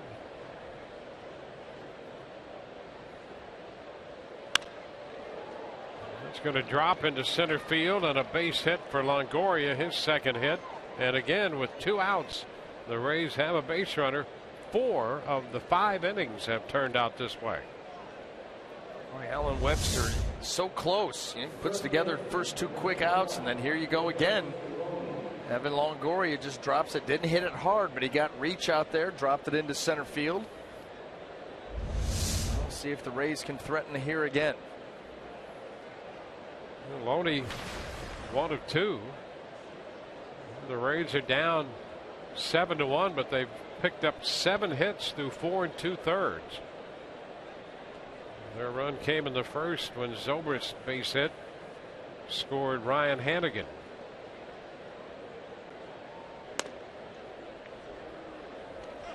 That's a strike to Loney.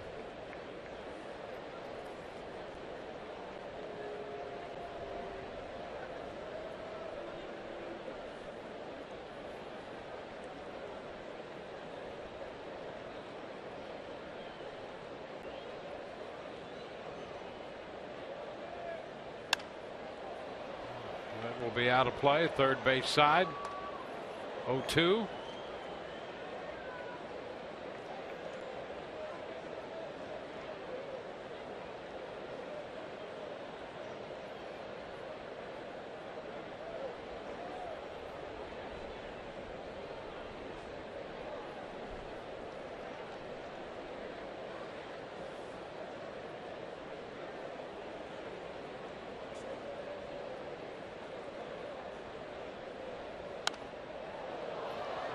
Foul ball by Loney.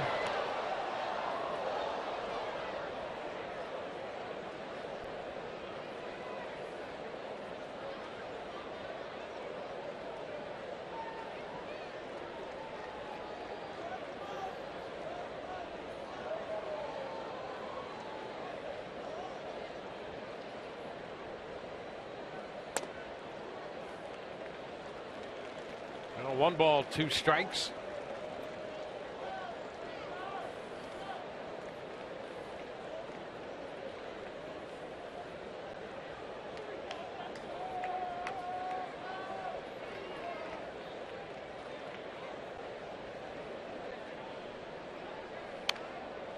That's foul. Pitch in. He had to pull the hands in to get to that one and pulled it foul. I'm checking the bat right now to see if it's still intact. That ball ran in on him. You know, sometimes you'll see Alan Webster with that slider of his. He throws it hard. That will come in there and look like more of a cutter. Same plane. That was it right there. And that's one of those things you don't know. Is it by design? Do you really try to get out in front over the top to give it some depth, or do you get around it a little bit and try to cut it? You know, the cutter and the slider can be so close to each other. And that pitch just missed. 2-2.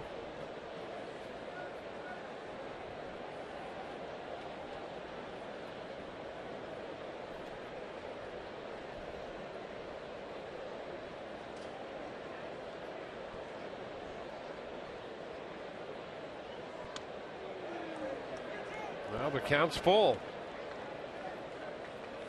Well, there's Webster giving up the 2-out base hit, running the count full to Loney.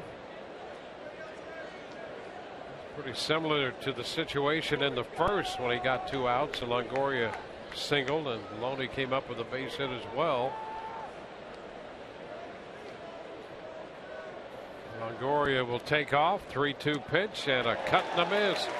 Loney out on strikes this time. Off speed, got him. Bottom of the 5th coming up. 7-1 Boston.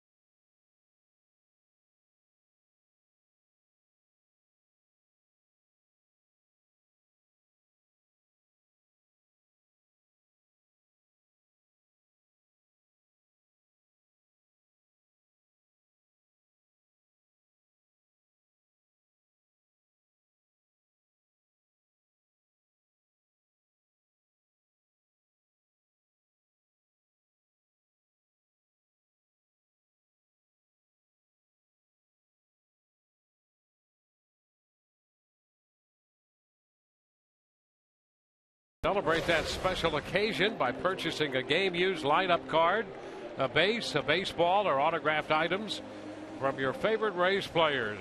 They're one-of-a-kind items and can be purchased at raysbaseball.com/gameday. Alan Craig will step in against Cesar Ramos to begin the bottom of the 5th inning. Fouls the first pitch away. Aaron Cicchini will be next, and then Castillo hits 3rd. Rusney Castillo. There's Cicchini.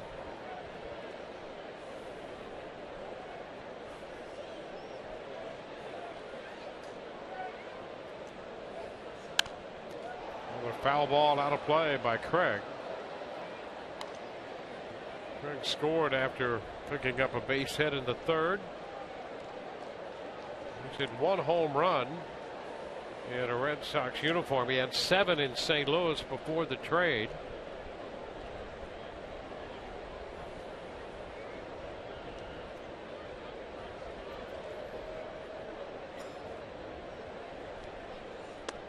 And his out on strikes caught looking. Well, the Red Sox showcasing a lot of their rookie talent, and here over the last couple of nights they've had home runs. Aaron Cicchini, his first big league home run last night. Tonight Christian Vasquez hit one in the 2nd inning, and then Rusney Castillo hitting his first career big league home run. That came in the 3rd. And here's Rusney Castillo, due to hit 3rd in this inning, with Cicchini up here taking a strike. Aaron Cicchini officially 1 for 2, but he has been on twice, scored 2 runs, and has driven in a run.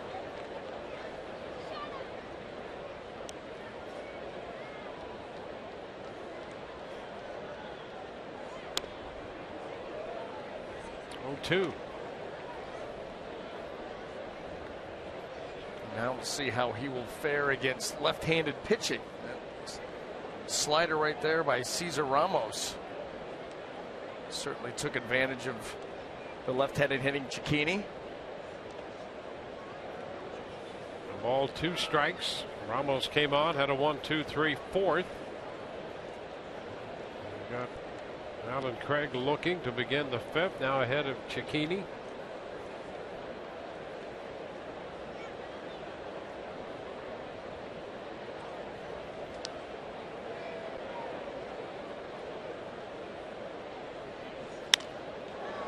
On hop to short. Nice pick there by Zobrist.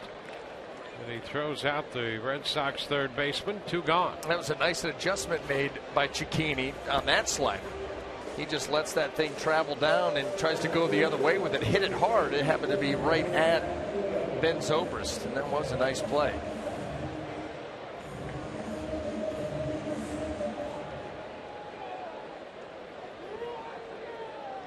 Castillo struck out swinging on a curveball in the second. Hit a 3-run home run in the third.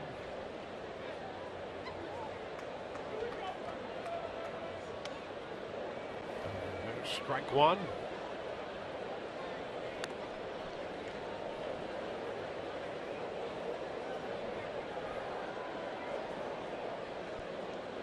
Rays used 6 pitchers in the game last night.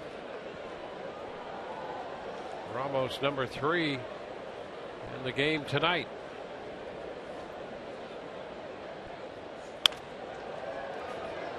Tough play. Wow. Zobrist makes it a dandy.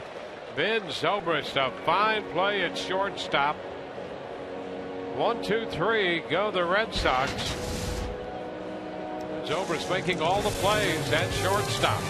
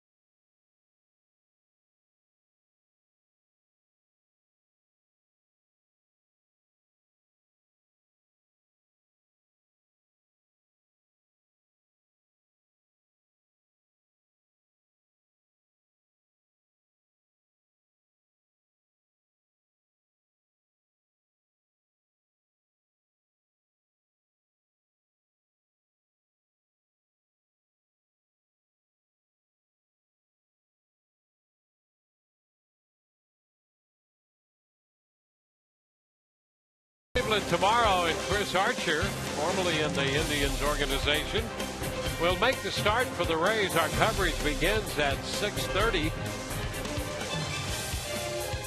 I got it. Tonight's GMC, actually tomorrow night's GMC big matchup. Corey Kluber against Chris Archer, and there is a matchup you don't want to miss. No, this is going to be a dandy. 2 flamethrowers, good sliders. Corey Kluber, I think his last start when he would punch out 14. That was part of the game where the Rays were jumped by the Indians in the overall strikeout standings. Corey Kluber having a tremendous season.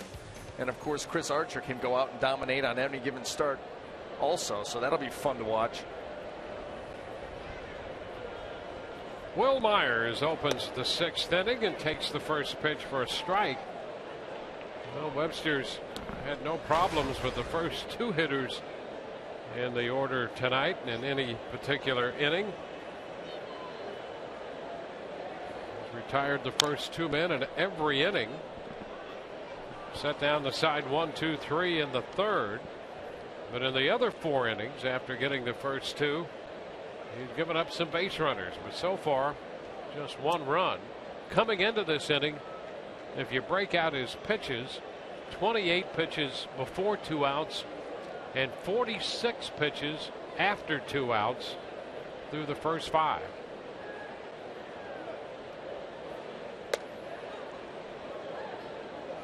One ball, 2 strikes.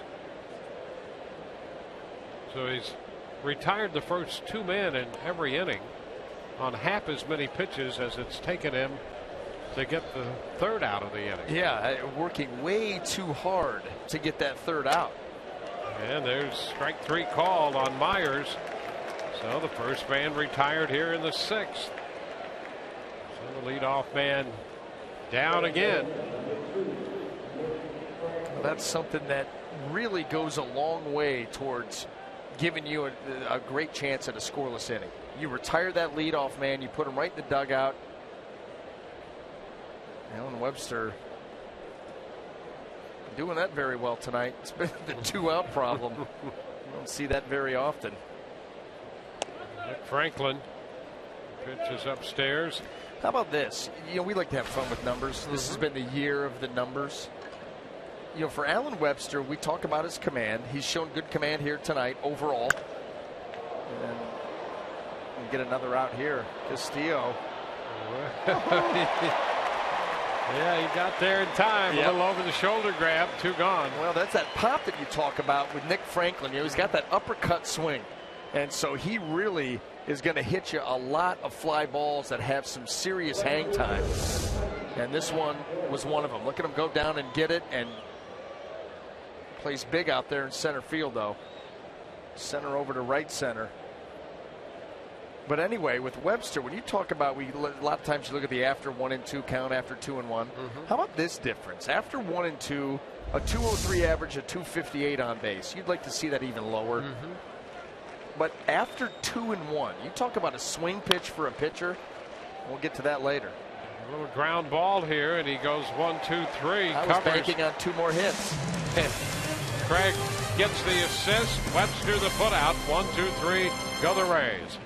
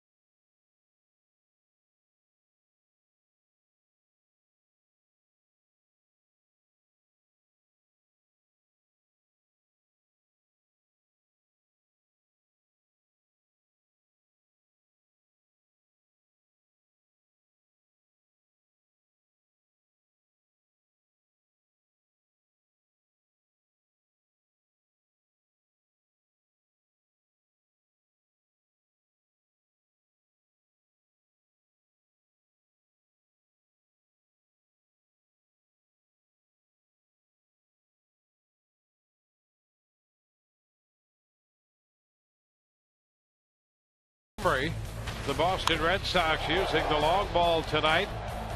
Christian Vasquez hitting his first big league home run, a 2-run shot.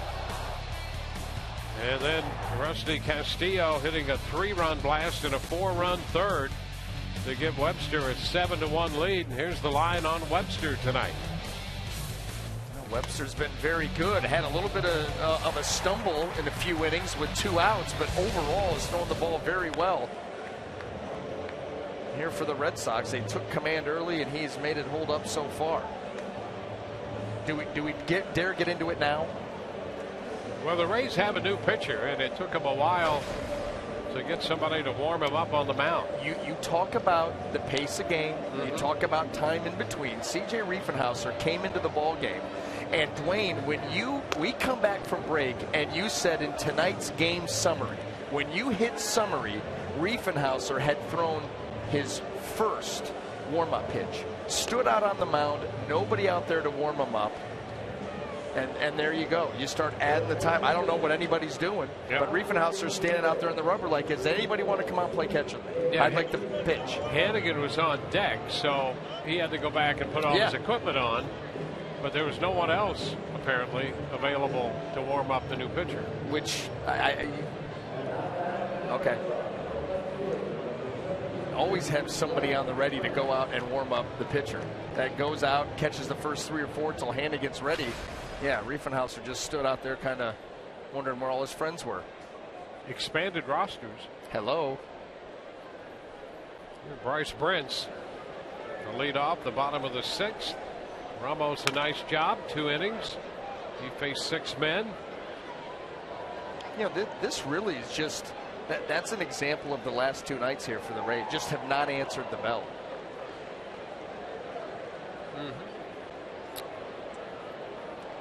Well, it was not pretty last night, and they have fallen behind early tonight, 7-1. 0-2 on Brentz.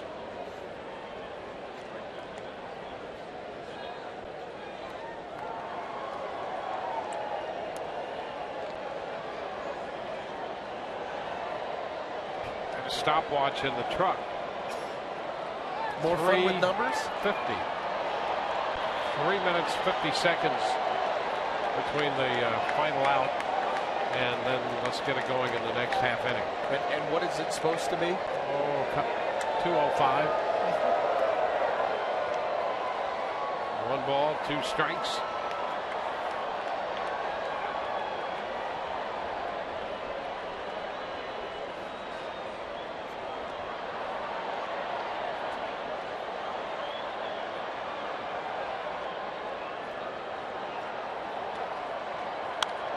Pop up, foul, and that's going to be out of play. Is that a real hard number? Is that a real time from the truck, or did they fabricate it?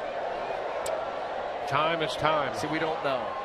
Time is time. It felt like about 4 minutes. Well, like I said, you had started the summary, and there had not been a pitch thrown, a warm-up pitch thrown, not one. Yep. And those guys in the truck, I believe them. Have great credibility. Well, now that you put the fear of God in them. They've always been great. Just, you know, that's what they do. They do it well. There's greatness going on in that truck. Liner in the left and a base hit. Brentz makes the turn.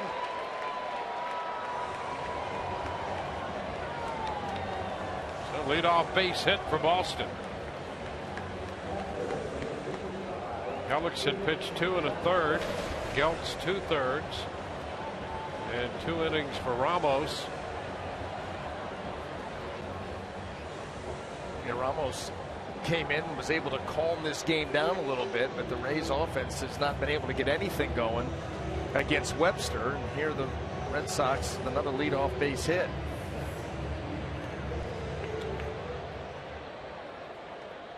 It's been a roller coaster here for the Boston Red Sox the last couple of years. John Farrell and his team winning it all last year.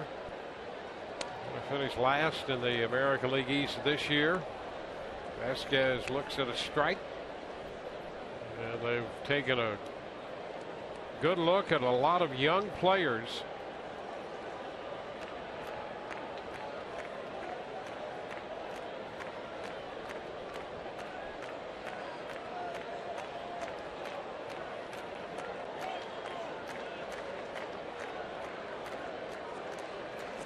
C.J. Riefenhauser.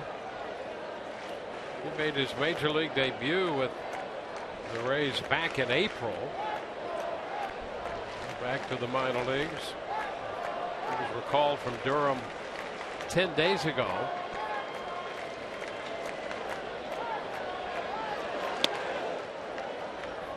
It's low. 1-1.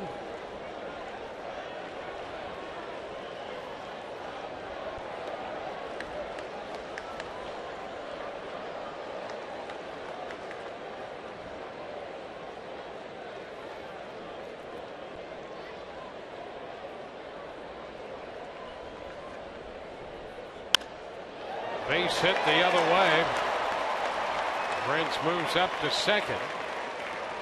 Riefenhauser greeted by a couple of singles from the bottom of the order. That gives Vasquez 3 for 3 tonight.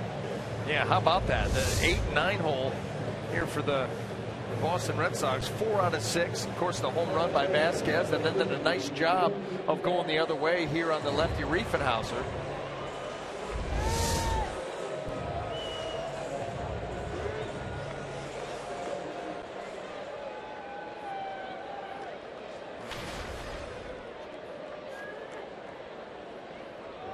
Betts. Betts has 2 hits tonight. It's 2 for 3. Puts his average up over 290.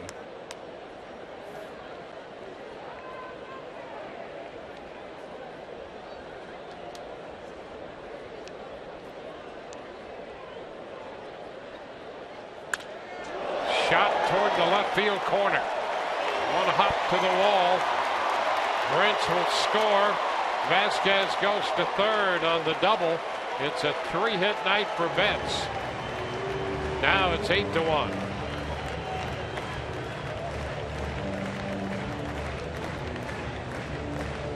That stunk that ball into the corner. Now that ball was roped. Fastball out over the plate, and Betts just cracks that ball. I'll tell you what, that came off the bat with some heat on it. Get down into the corner, short hop the wall, drives in another. You still got runners at second and third with nobody out. I think the Red Sox starting to smell double digits. Xander Bogaerts takes ball 1.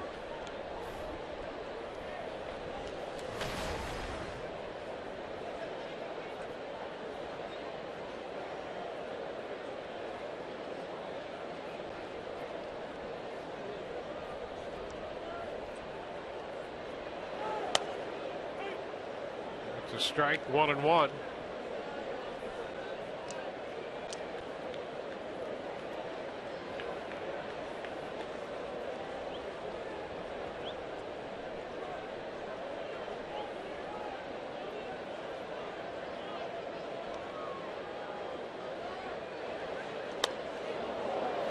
Bogaerts out after the off-speed pitch. And he was out in front.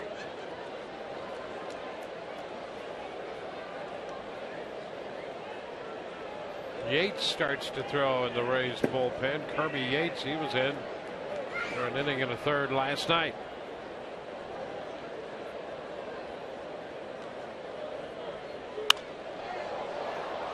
That will be out of play.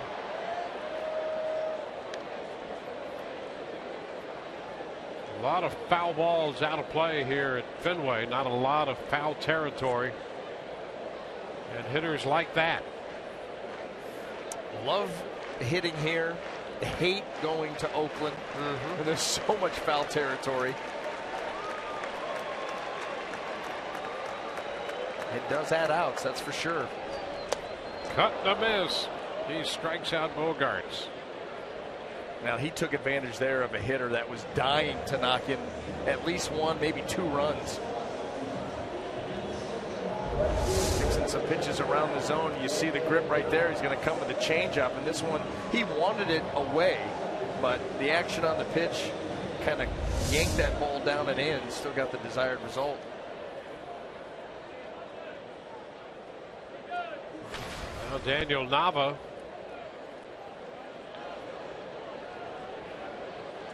Second and third, 1 out. Infield close.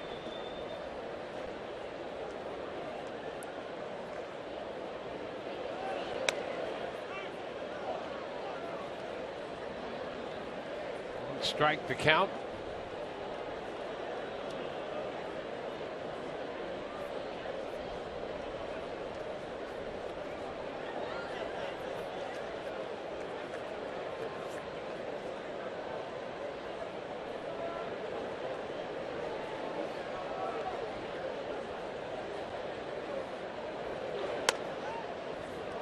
Fastball away, 1-1. Nava drove in the first run of this game. It was back in the first. Officially 0 for 2.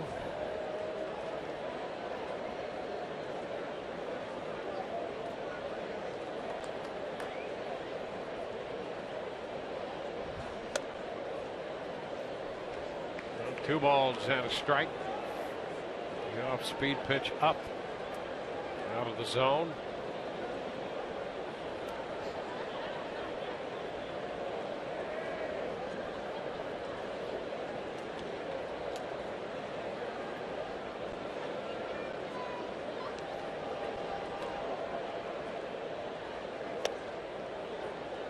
And it's 3 balls and a strike. These are some big pitches coming up here because you've got Nava working with a pretty good count. You've got danger on deck in Cespedes. You know he's going to come to the plate hacking. Yeah, if we thought Bogaerts was anxious to try to drive in a run, just wait till you get a load of Cespedes. And ball 4, he's going to be coming up with the bases loaded. Run home, bases loaded, 1 out. Yoenis Cespedes is due, and here comes Joe Madden. So we're going to have a pitching change for the Rays. That's it for Riefenhauser. Right back in a moment.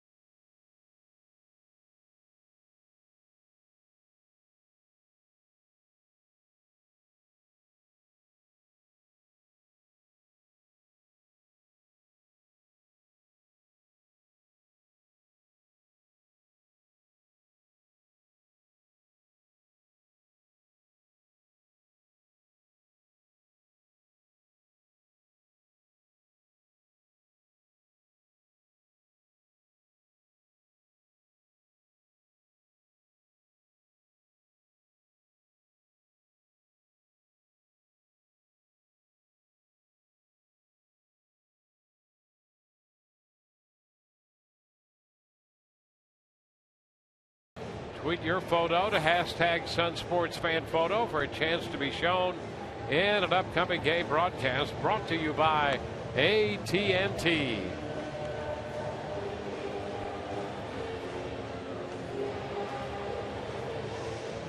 Jackie Bradley Jr. will run at first base for Nava. And the new pitcher for the Rays is Kirby Yates. Makes his 37th appearance, and Yates touched last night for 4 runs, 3 earned, and an inning and a third. And welcome to this ball game. You come in with the bases loaded. You're facing Yoenis Cespedes.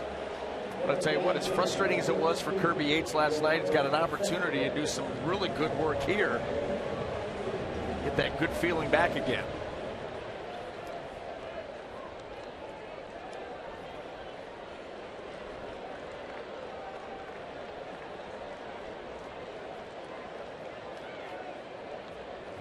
Cespedes 2 for 3 on the night.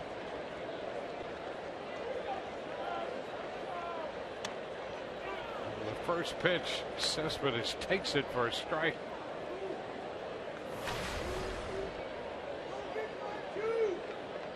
Yates gave up a couple of walks to force in runs last night.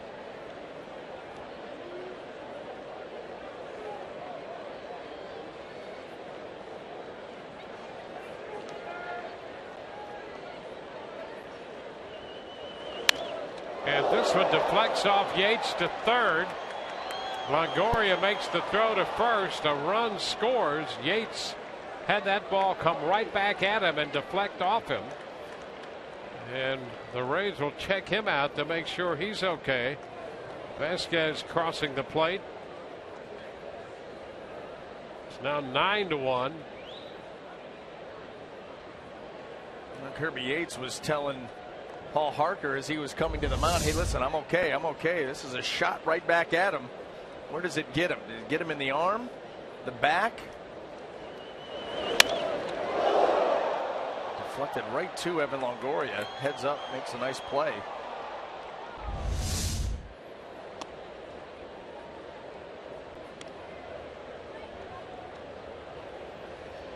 So Cespedes gets a run batted in.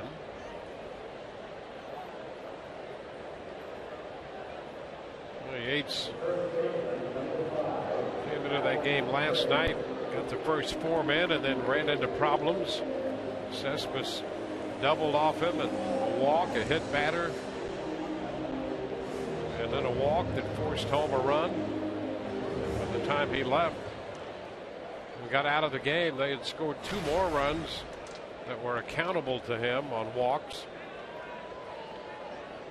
2 outs now, second and third. Here's Alan Craig.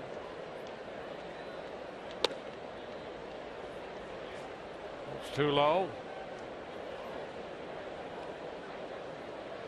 Craig singled and scored in the third.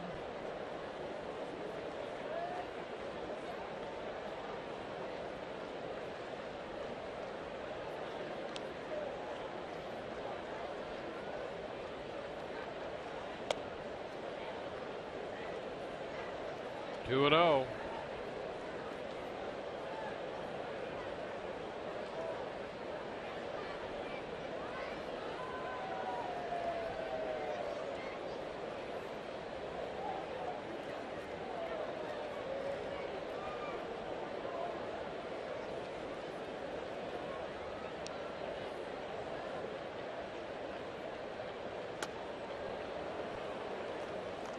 Two balls and a strike.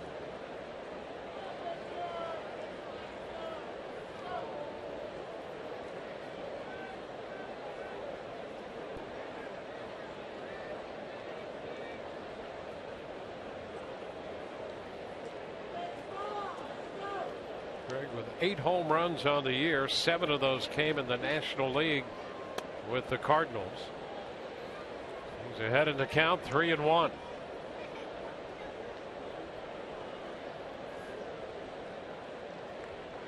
Garrett Cicchini is on deck. Well, the Red Sox have had the Rays pitching staff on the run here the last couple nights.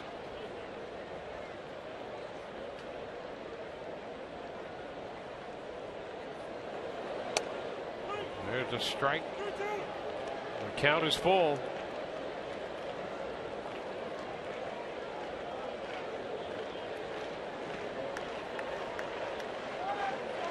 It's been a 2-run inning. Red Sox scored 7 runs in the first 3. Now 2 more in the 6th. Broken bat, the ground ball to third. Longoria's throws in time, retiring the side. So they add 2 in the 6th and lead 9-1.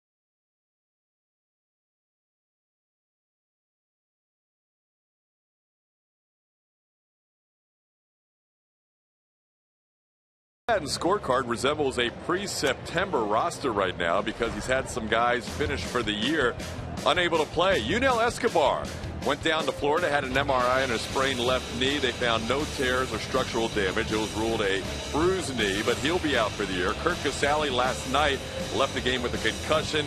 He hopes to play, but Joe Madden said it's very unlikely he'll get in again this year. The catching situation the rest of the way.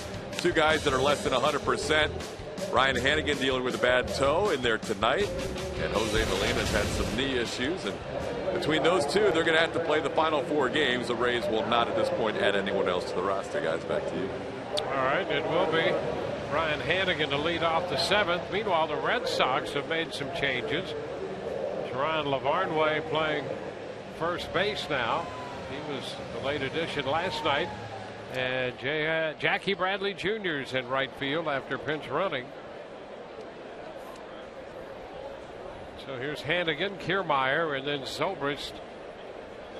Alan Webster's made 81 pitches, 54 strikes through the first 6 innings. And the first pitch is a ball to Hannigan. He had made 17 of 25 first pitch strikes. For him, the issue was getting 3 consecutive outs. He's done that twice. The other 4 innings, he's retired the first 2 before giving up base runners.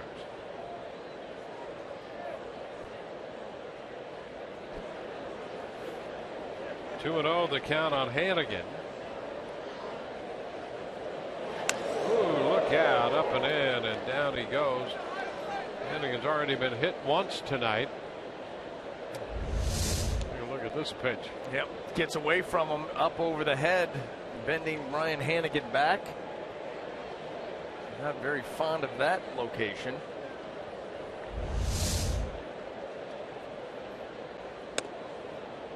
And he walks him. Webster walks Hannigan on 4 consecutive pitches. The season may be coming to its end, but you can still follow the Rays throughout the offseason. Catch the Rays on Facebook and Twitter, as well as Instagram and Pinterest. Get your Rays baseball fix year-round and sneak a peek at behind-the-scenes photos, videos, and more. Kevin Kiermaier. Kevin is 1 for 2. Joel Peralta now in the bullpen.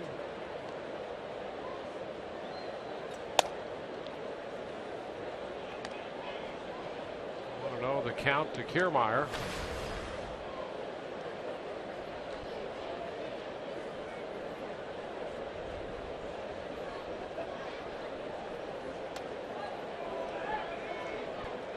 Webster falling behind. That's 6 straight pitches out of the zone. And not really close. Not really close at all. That's going to get Juan Nieves on the phone to the bullpen, get someone stirring out there, because Webster a little sloppy here to start the 7th. He made 98 pitches in his last outing. His high pitch count for the Red Sox this year is 99. And now he finds the zone. That's a strike with a fastball. You can see he's at 88 pitches right now. Alex Wilson up in the bullpen. Chopped to first. Lavarnway. Bogarts 1. Back to first. That's not going to be in time. Webster over there to cover, but they force Hannigan. Kiermaier aboard on a fielder's choice.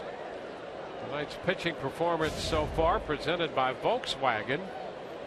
Webster 1 out into the 7th inning, allowing a run on 7 hits, 5 strikeouts, and just 1 walk. That came to open this inning. Yep, that's the key. And early on we talked command. Webster's last 2 starts, he's thrown the ball well. He's only had 1 walk in each of those 2 starts, and showing that good control for the most part here tonight. That walk just happened. And Ben Zobrist out in front of the changeup. He's thrown some good changeups tonight as well. Yes, he has. And when you look at the scouting reports on him, you talk about the late life on the fastball, the potential for it to be a good ground ball pitch. But the changeup is a missed bat pitch. I mean, swing and miss changeup. And we've seen a number of them tonight. 1-1 the count to Ben.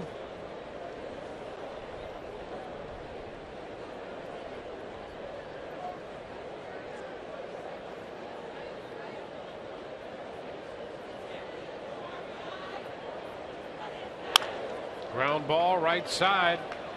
Out at second and safe at first.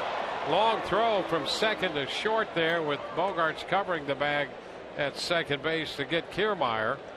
Zobrist beats the play in at first. You can almost credit Kevin Kiermaier with 2 times as the reason that the Boston Red Sox didn't turn a double play. The first time he just got up the first base line so quick, and then they got to rush this throw because they know Kiermaier's bearing down, and that forces the return throw by Bogaerts. He just couldn't get anything on it, and then that allows Ben Zobrist to beat it out.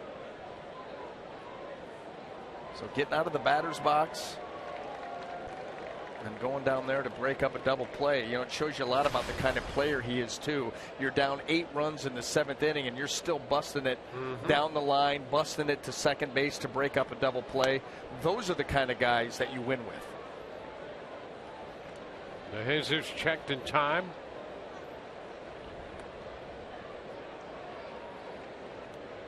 Want to know the count.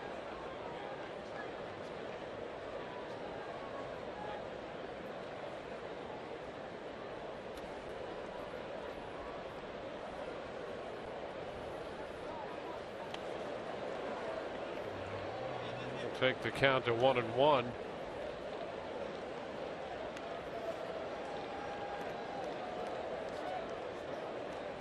Ball game in the 7th.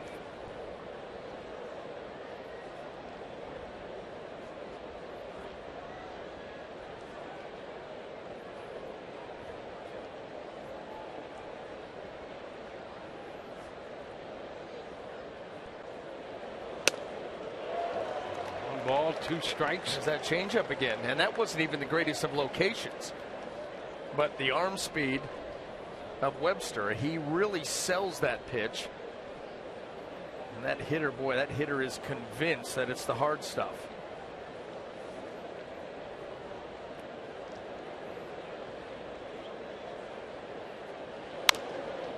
And a foul the other way toward the Rays dugout. You see what that does?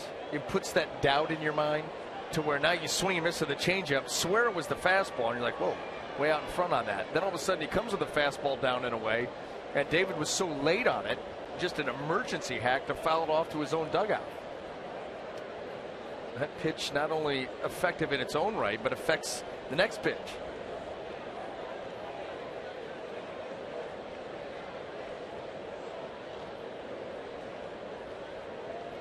One-two. Into the dirt, skipping by Vasquez, a wild pitch. And Zobrist moves up to second.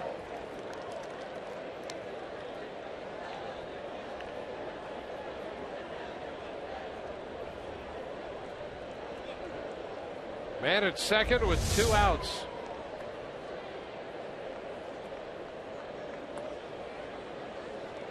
Been an active at bat for David DeJesus. Sure has. And get out of the way of that breaking ball.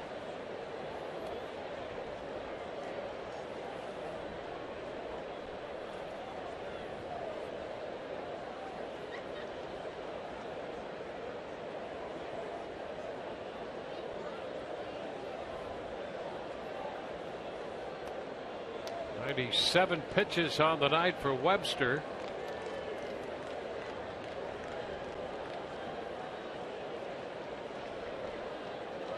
Two and 2 on DeJesus.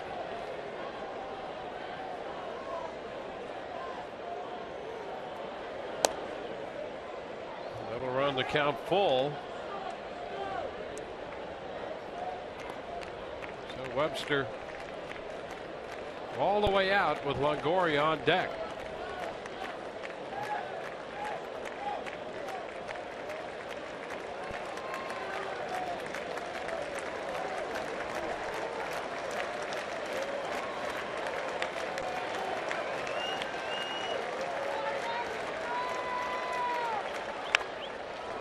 Over the mound to the shortstop Bogarts, and the throw to first. Rays out in the 7th. They leave one, and they trail 9-1.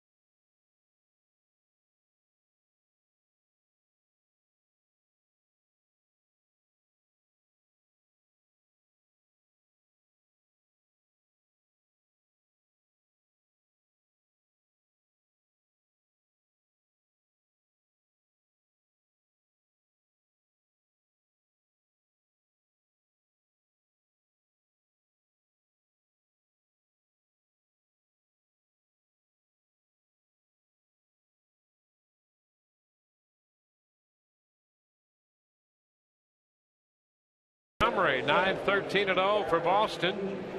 A couple of home runs. First home runs in the big leagues for Christian Vasquez and Rusney Castillo. Rays a run, 7 hits and an error. And as we move into the bottom of the 7th, Sean Rodriguez in the game at third base. And Joel Peralta will face the Red Sox here in the bottom of the 7th. First man up, Garrett Cicchini. A couple of runs scored for Cicchini tonight, and the pitch is down and in. 2/3 of an inning for Yates.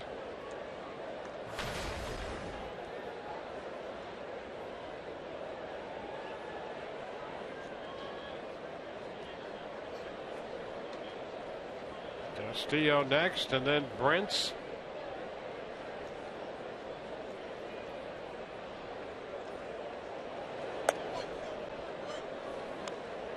Upstairs, a 2-0 count.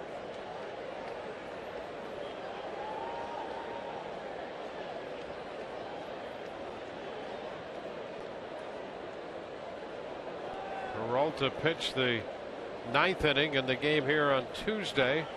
Won by the Rays 6-2. Check swing and a little humpback liner caught by Sean Rodriguez with the shift on. Rodriguez was over toward the normal shortstop spot.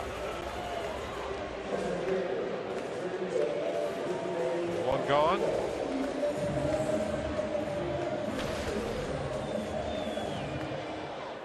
There's Castillo. 3-run home run in the 3rd. Zobrist made a very good play on a ball he hit to short to end the 5th inning.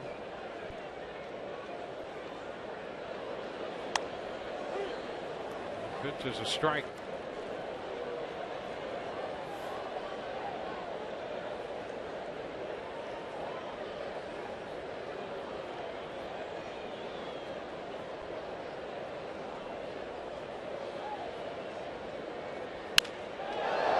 The long one to left field, and that one is off the top of the green monster.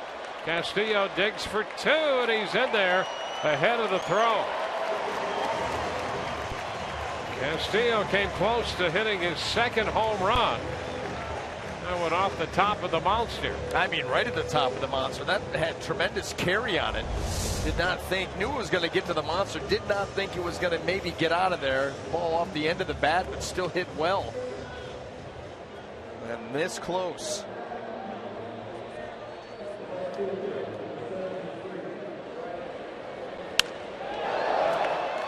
It's been an up and down year for Joel Peralta coming out of that bullpen, and we've seen some nights the stuff is sharp, the split has good late movement to it, and then other times the breaking ball kind of rolls in there, the split stays up in the zone, and you just wonder, with the workload that he's been under the last 3, 4, 5 years, if it's just not taking its toll.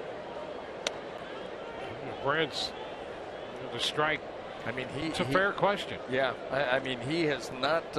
Rays have not been afraid to use Joel Peralta, and he's been used in high leverage situations, and he has been used as much as anybody in the game. And you go over the well, since he's come to the Rays.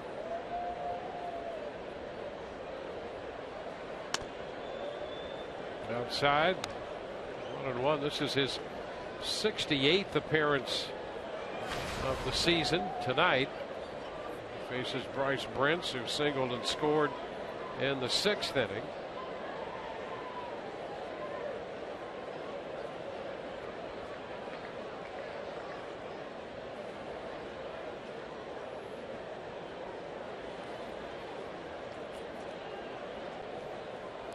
Into the dirt, 2-1. Peralta came to the Rays in 2011 in 71 games, 76 in 12, and 80 games last year. And right now, this is number 68. I mean, think about 80 games. That's half the schedule. Every other night for 6 months is what he averaged. Just about. You know, I get it. They played 163, but you get the drift. High popper. That's a foul out of play. And, you know, 76, 71, that is a ton of work.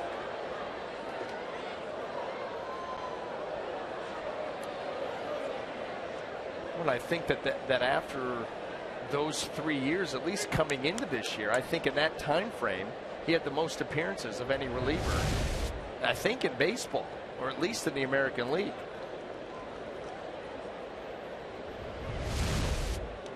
One on with one out.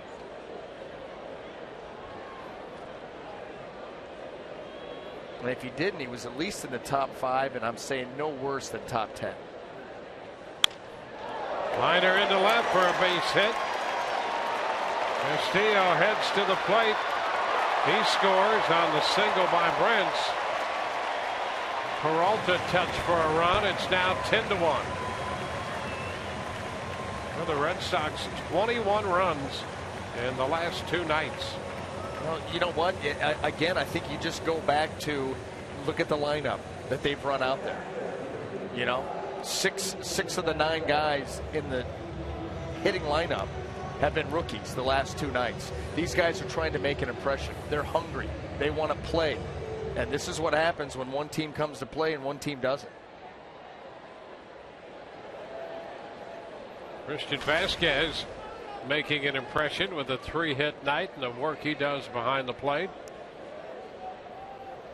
Got his first big league home run back in the 2nd. And these are, I know it's late in the season, but these are the kind of losses that will drive you nuts if you're a competitor. Because Boston's rolling out 6 rookies. They're just saying, listen, we're just going to run out some kids, and they're drumming you. I mean, they're drumming you. 21 runs and counting.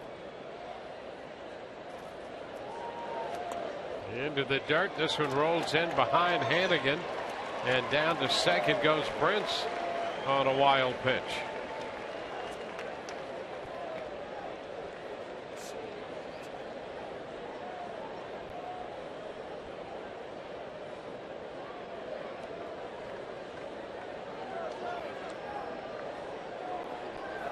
So 1-1 count.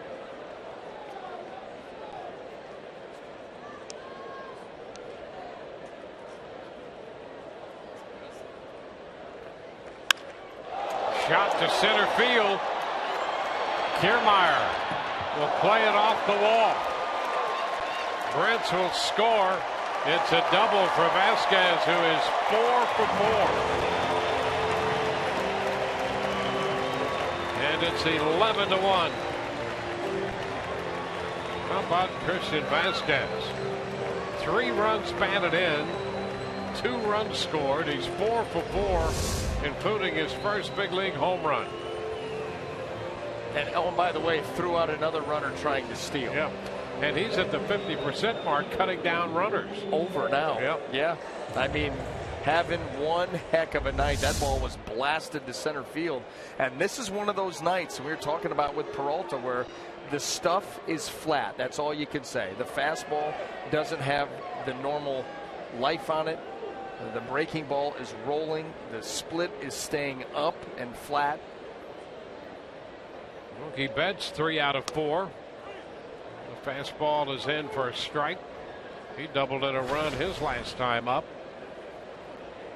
He's taken his average and pushed it over 300.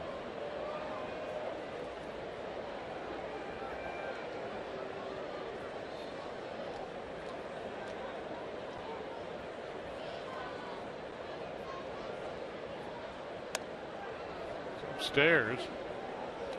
Gone head to head against the East, over 300 against the East, and 295 overall for Betts.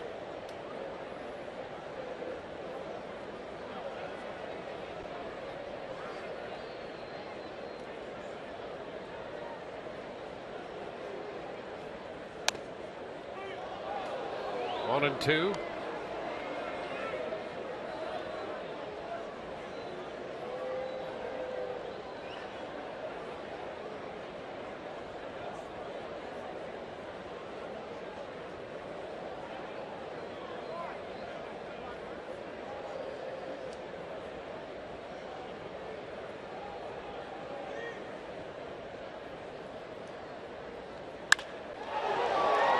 Into right center field. Long run for Myers to get there and make the catch. The tag at second by Vasquez. Very good shot the other way that time by Betts. So 2 outs with a man at third and 2 runs home. Rays will move on to Cleveland, and here's what's coming up tomorrow on Rays Live. The pregame show presented by your Gulf Coast Honda dealers. We'll hear from Chris Archer. He'll make the start. And my distinguished colleague Brian Anderson breaking down Corey Kluber. Whoa, that's news to me. Just a pleasant surprise. Xander Bogaerts. Cutting and missing. Strike one. I'm just wondering if there's any chance moving through that series that I'll have to break down Scott Atchison. Saturday. I am. Yeah. You've got the sketch. Well, of course you have the schedule. No, that's Saturday. You make the going to preview it. What am I saying? No. Oh.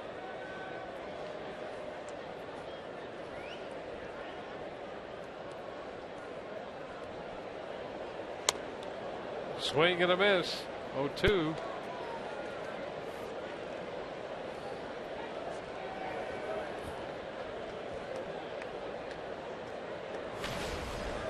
Yeah, Atchison has had a fine year.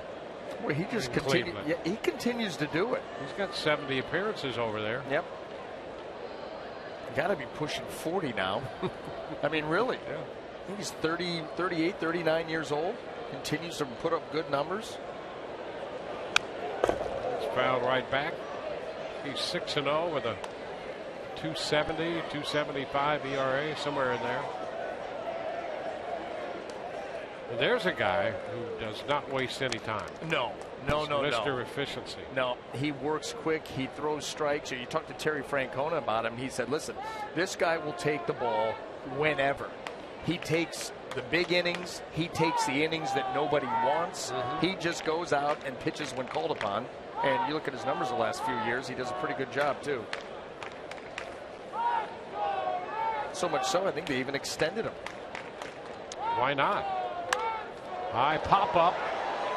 It's a foul ball. Will it stay playable? And the answer is no. Bogaerts gets another shot, down on the count 0-2.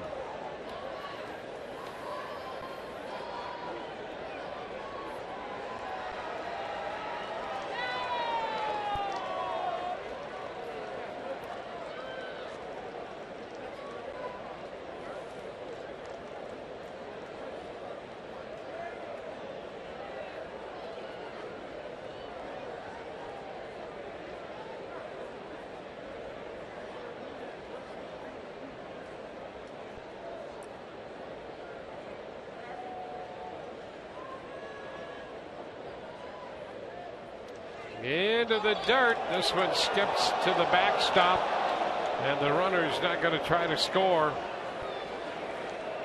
What's worse, him scoring to make it 12-1, or they feel so bad for you that they just decide not to take the run? I mean, right here, he wants to go. He knows he could, and it's almost like being mercy ruled. I mean, really. Yeah, Red Sox have dominated. I think you got to score there. Play the game the right way. They throw a wild pitch to the backstop. Score.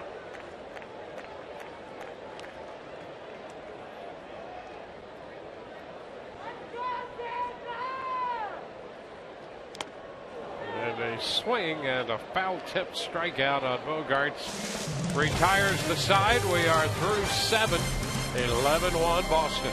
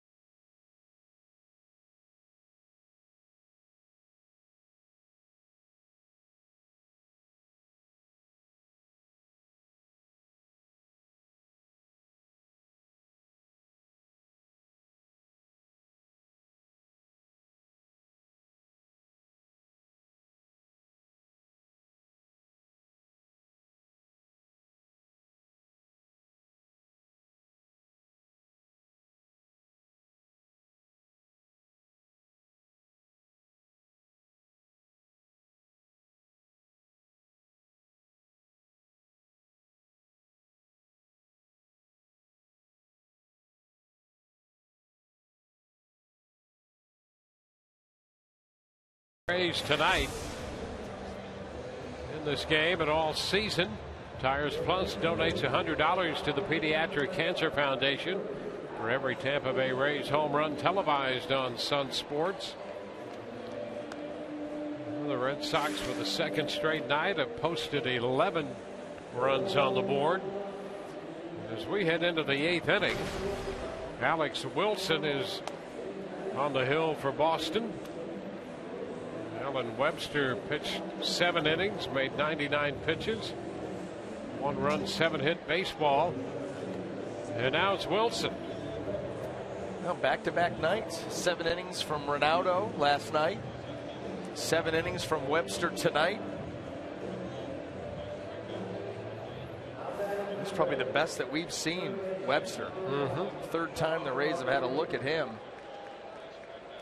Had 5 strikeouts. He walked only 1.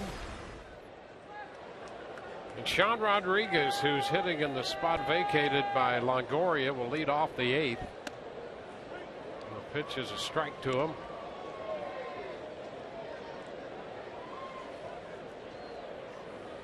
Longoria was 2 for 3 tonight.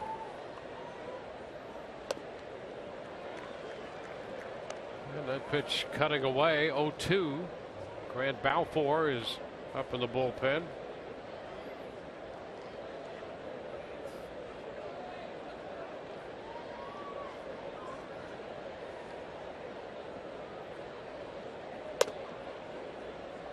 1-2.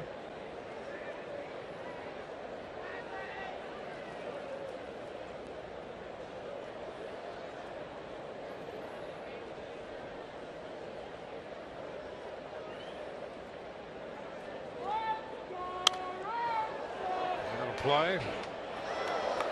James Loney will be next, and then Will Myers.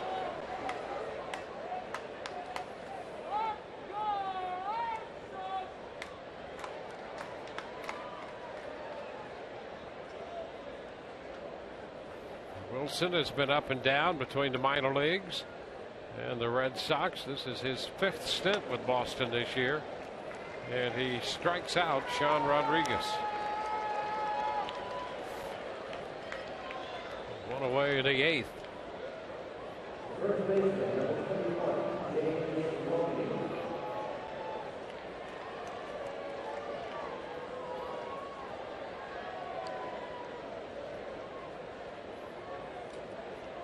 Loney 1 for 3 tonight.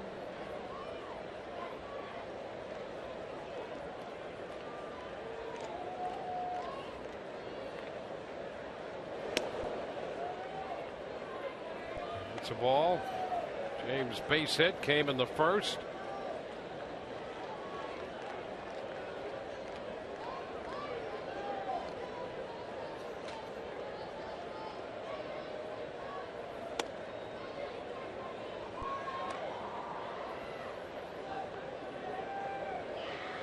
Wilson has particularly been tough against right-handed hitters. Just 143 for righties off Wilson. Lefties at 267. 2-1 right now to Loney.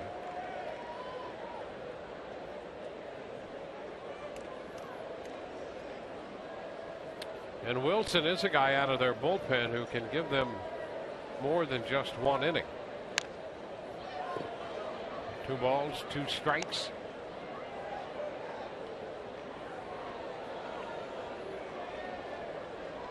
I got an interesting number already on Corey Kluber. Yes. He's got 258 strikeouts this year and 227 2/3 innings. It's the highest single season strikeout mark by an Indian since Bob Feller. How about that? In 1939. You start passing guys like that, you've had a good year. You better had believe a great year. Wilson strikes out Loney looking. 2 gone. Loney wasn't too happy with that call. Let's take a look. Fastball down and in, and that fastball down, we've talked about it all night. That has not been a strike, and James Loney's saying, no, all of a sudden now? I don't think so. Will Myers and a ground ball up the middle, base hit into center. So Myers has his first hit, and for the Rays, that's hit number 8. First hit the Rays have had since the 2-out single by Longoria. All the Rays hits have come with 2 outs in this game. Tonight, don't miss Fox Sports Live. They bring you news and highlights from the MLB playoff races, plus the latest from college football and the NFL. Watch Fox Sports Live on Fox Sports 1 and streaming live on Fox Sports Go.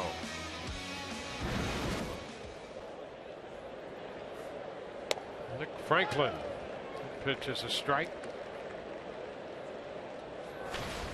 Franklin 0 for 3.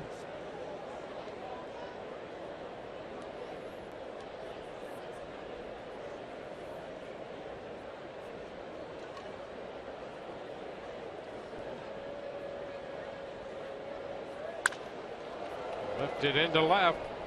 Slicing right back to Brents. Rays are out in the 8th. 1 hit, 1 left, no runs. They trail 11-1.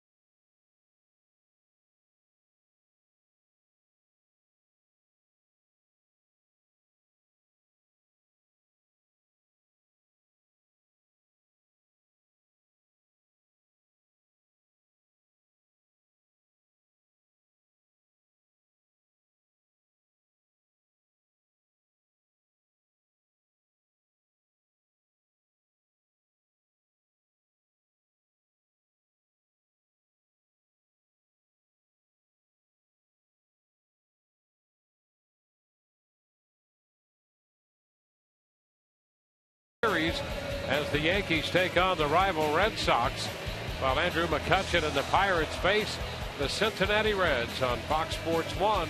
It all starts at 12:30 p.m. Eastern on Fox and 1 p.m. Eastern on Fox Sports 1 and streaming live on Fox Sports Go.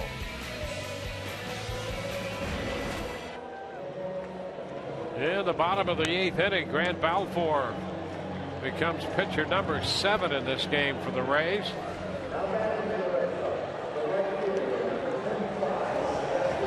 64th appearance for Balfour.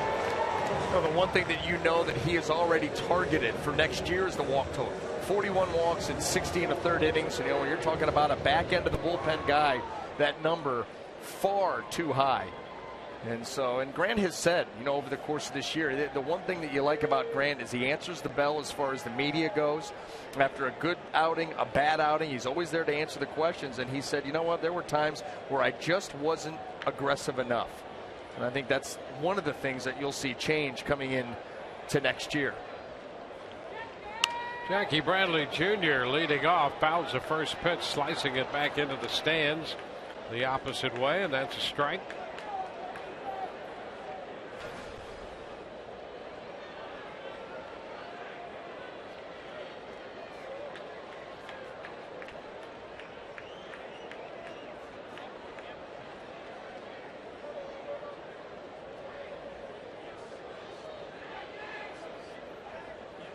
Ground ball to first.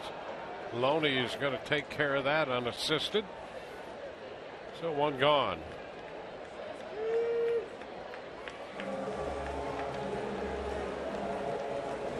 Base is empty for Yoenis Cespedes.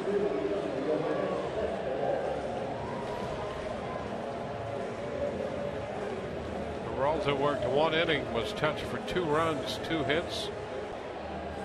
Strikeout.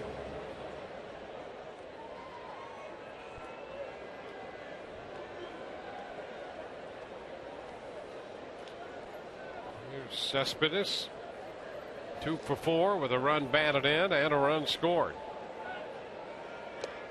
Also part of a double steal. 1 ball, no strikes. 6 runs off Hellickson, 5 earned, 1 off Geltz, 2 off Riefenhauser, and 2 off Peralta.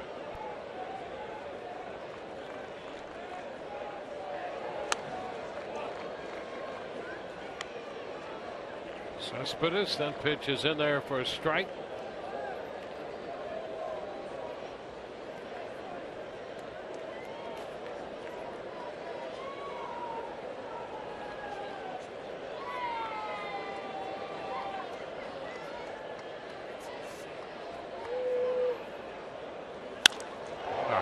Shot the opposite way. Myers back and right is there, and Will makes the catch. 2 gone. Well, 2 outs with the bases empty here in the bottom of the 8th. Let's check in with Todd. Coming up after the game, it'll be our Rays Live postgame show presented by Checkers. Rich Hollenberg and Orestes Estrada will host. Derek Jeter's farewell at Yankee Stadium, and wait till you hear what happened. Joe Madden with his press conference. I'll be down in the clubhouse gathering interviews, guys. At Yankee Stadium, New York had a 5-2 lead heading to the top of the 9th. 2-run home run by Adam Jones. Solo home run by Steve Pearce. Ties it at 5. Sets the stage for a walk-off single to right field by Derek Jeter in his final at-bat at Yankee Stadium. The Yankees win 6-5. No way. There you are. That is fabricated. It really happened. Come on. Yep. And the typical, the base hit to right field. Yep. You got to be kidding. I mean, well, he's always had a flair for the dramatic, but my goodness. Mm-hmm.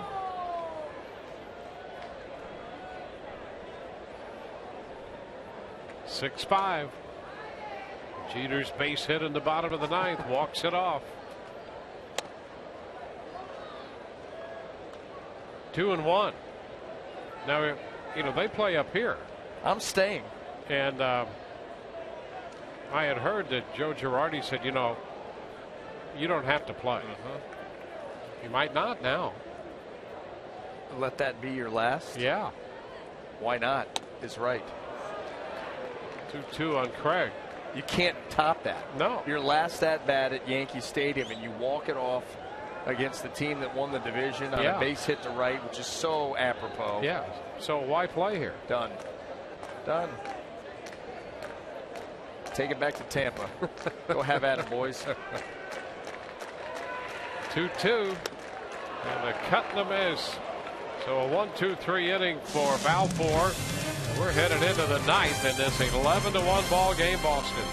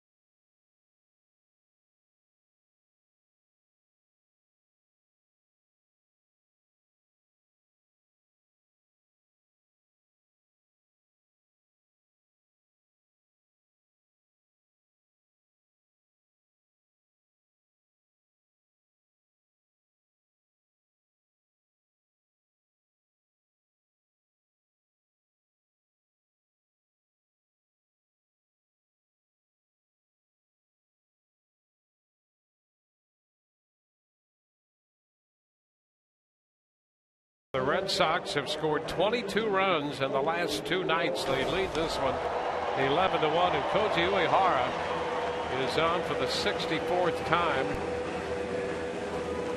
One inning for Wilson, a couple of strikeouts and a hit, no runs, and now Uehara. Uehara does have 5 blown saves on the season, 26 out of 31, but still racking up the big strikeout numbers without walking anybody. Look at that ratio. He is 1 strikeout short of 10-1. And boy, that's what you want coming out of the back end of the bullpen. Not going to hurt himself with the walk. He makes you earn it. Matt Joyce will open the ninth for the Rays.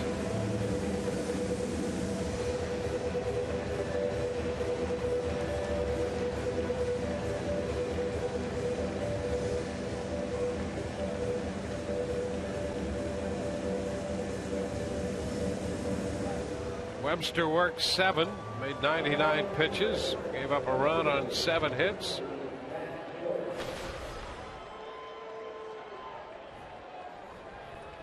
Matt 1 for 3. And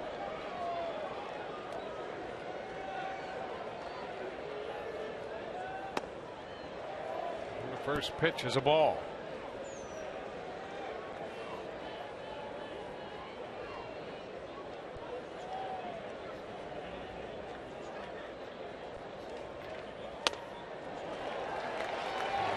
One.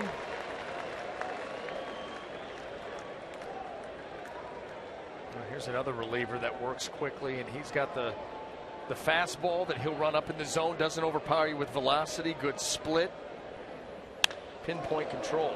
Fly ball, center field. Castillo's there to catch it. It's one away.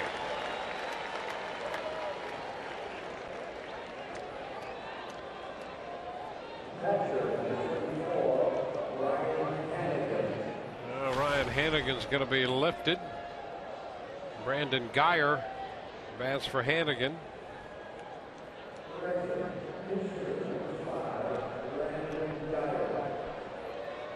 So Hannigan had been on 3 times. Geyer will face Uehara. The pitch is a strike.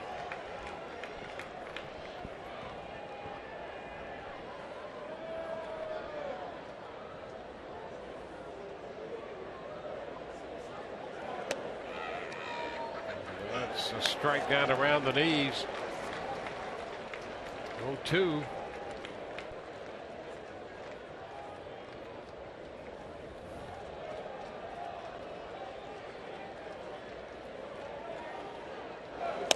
And a cut and a miss. So Geyer out on strikes, and now that ratio is 10-1. I mean, surgeon-like.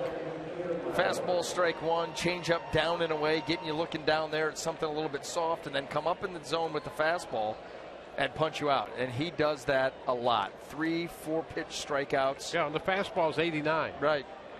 Right. I mean, he's got short, quick arm action, and he just knows where to put it. Kevin Kiermaier, a chopper by the mound to second, and Bedstow to first ends this one. It's a 1-2-3 ninth inning, and the Red Sox win this one 11-1, and they take 2 out of 3 from the Rays. Back in a moment.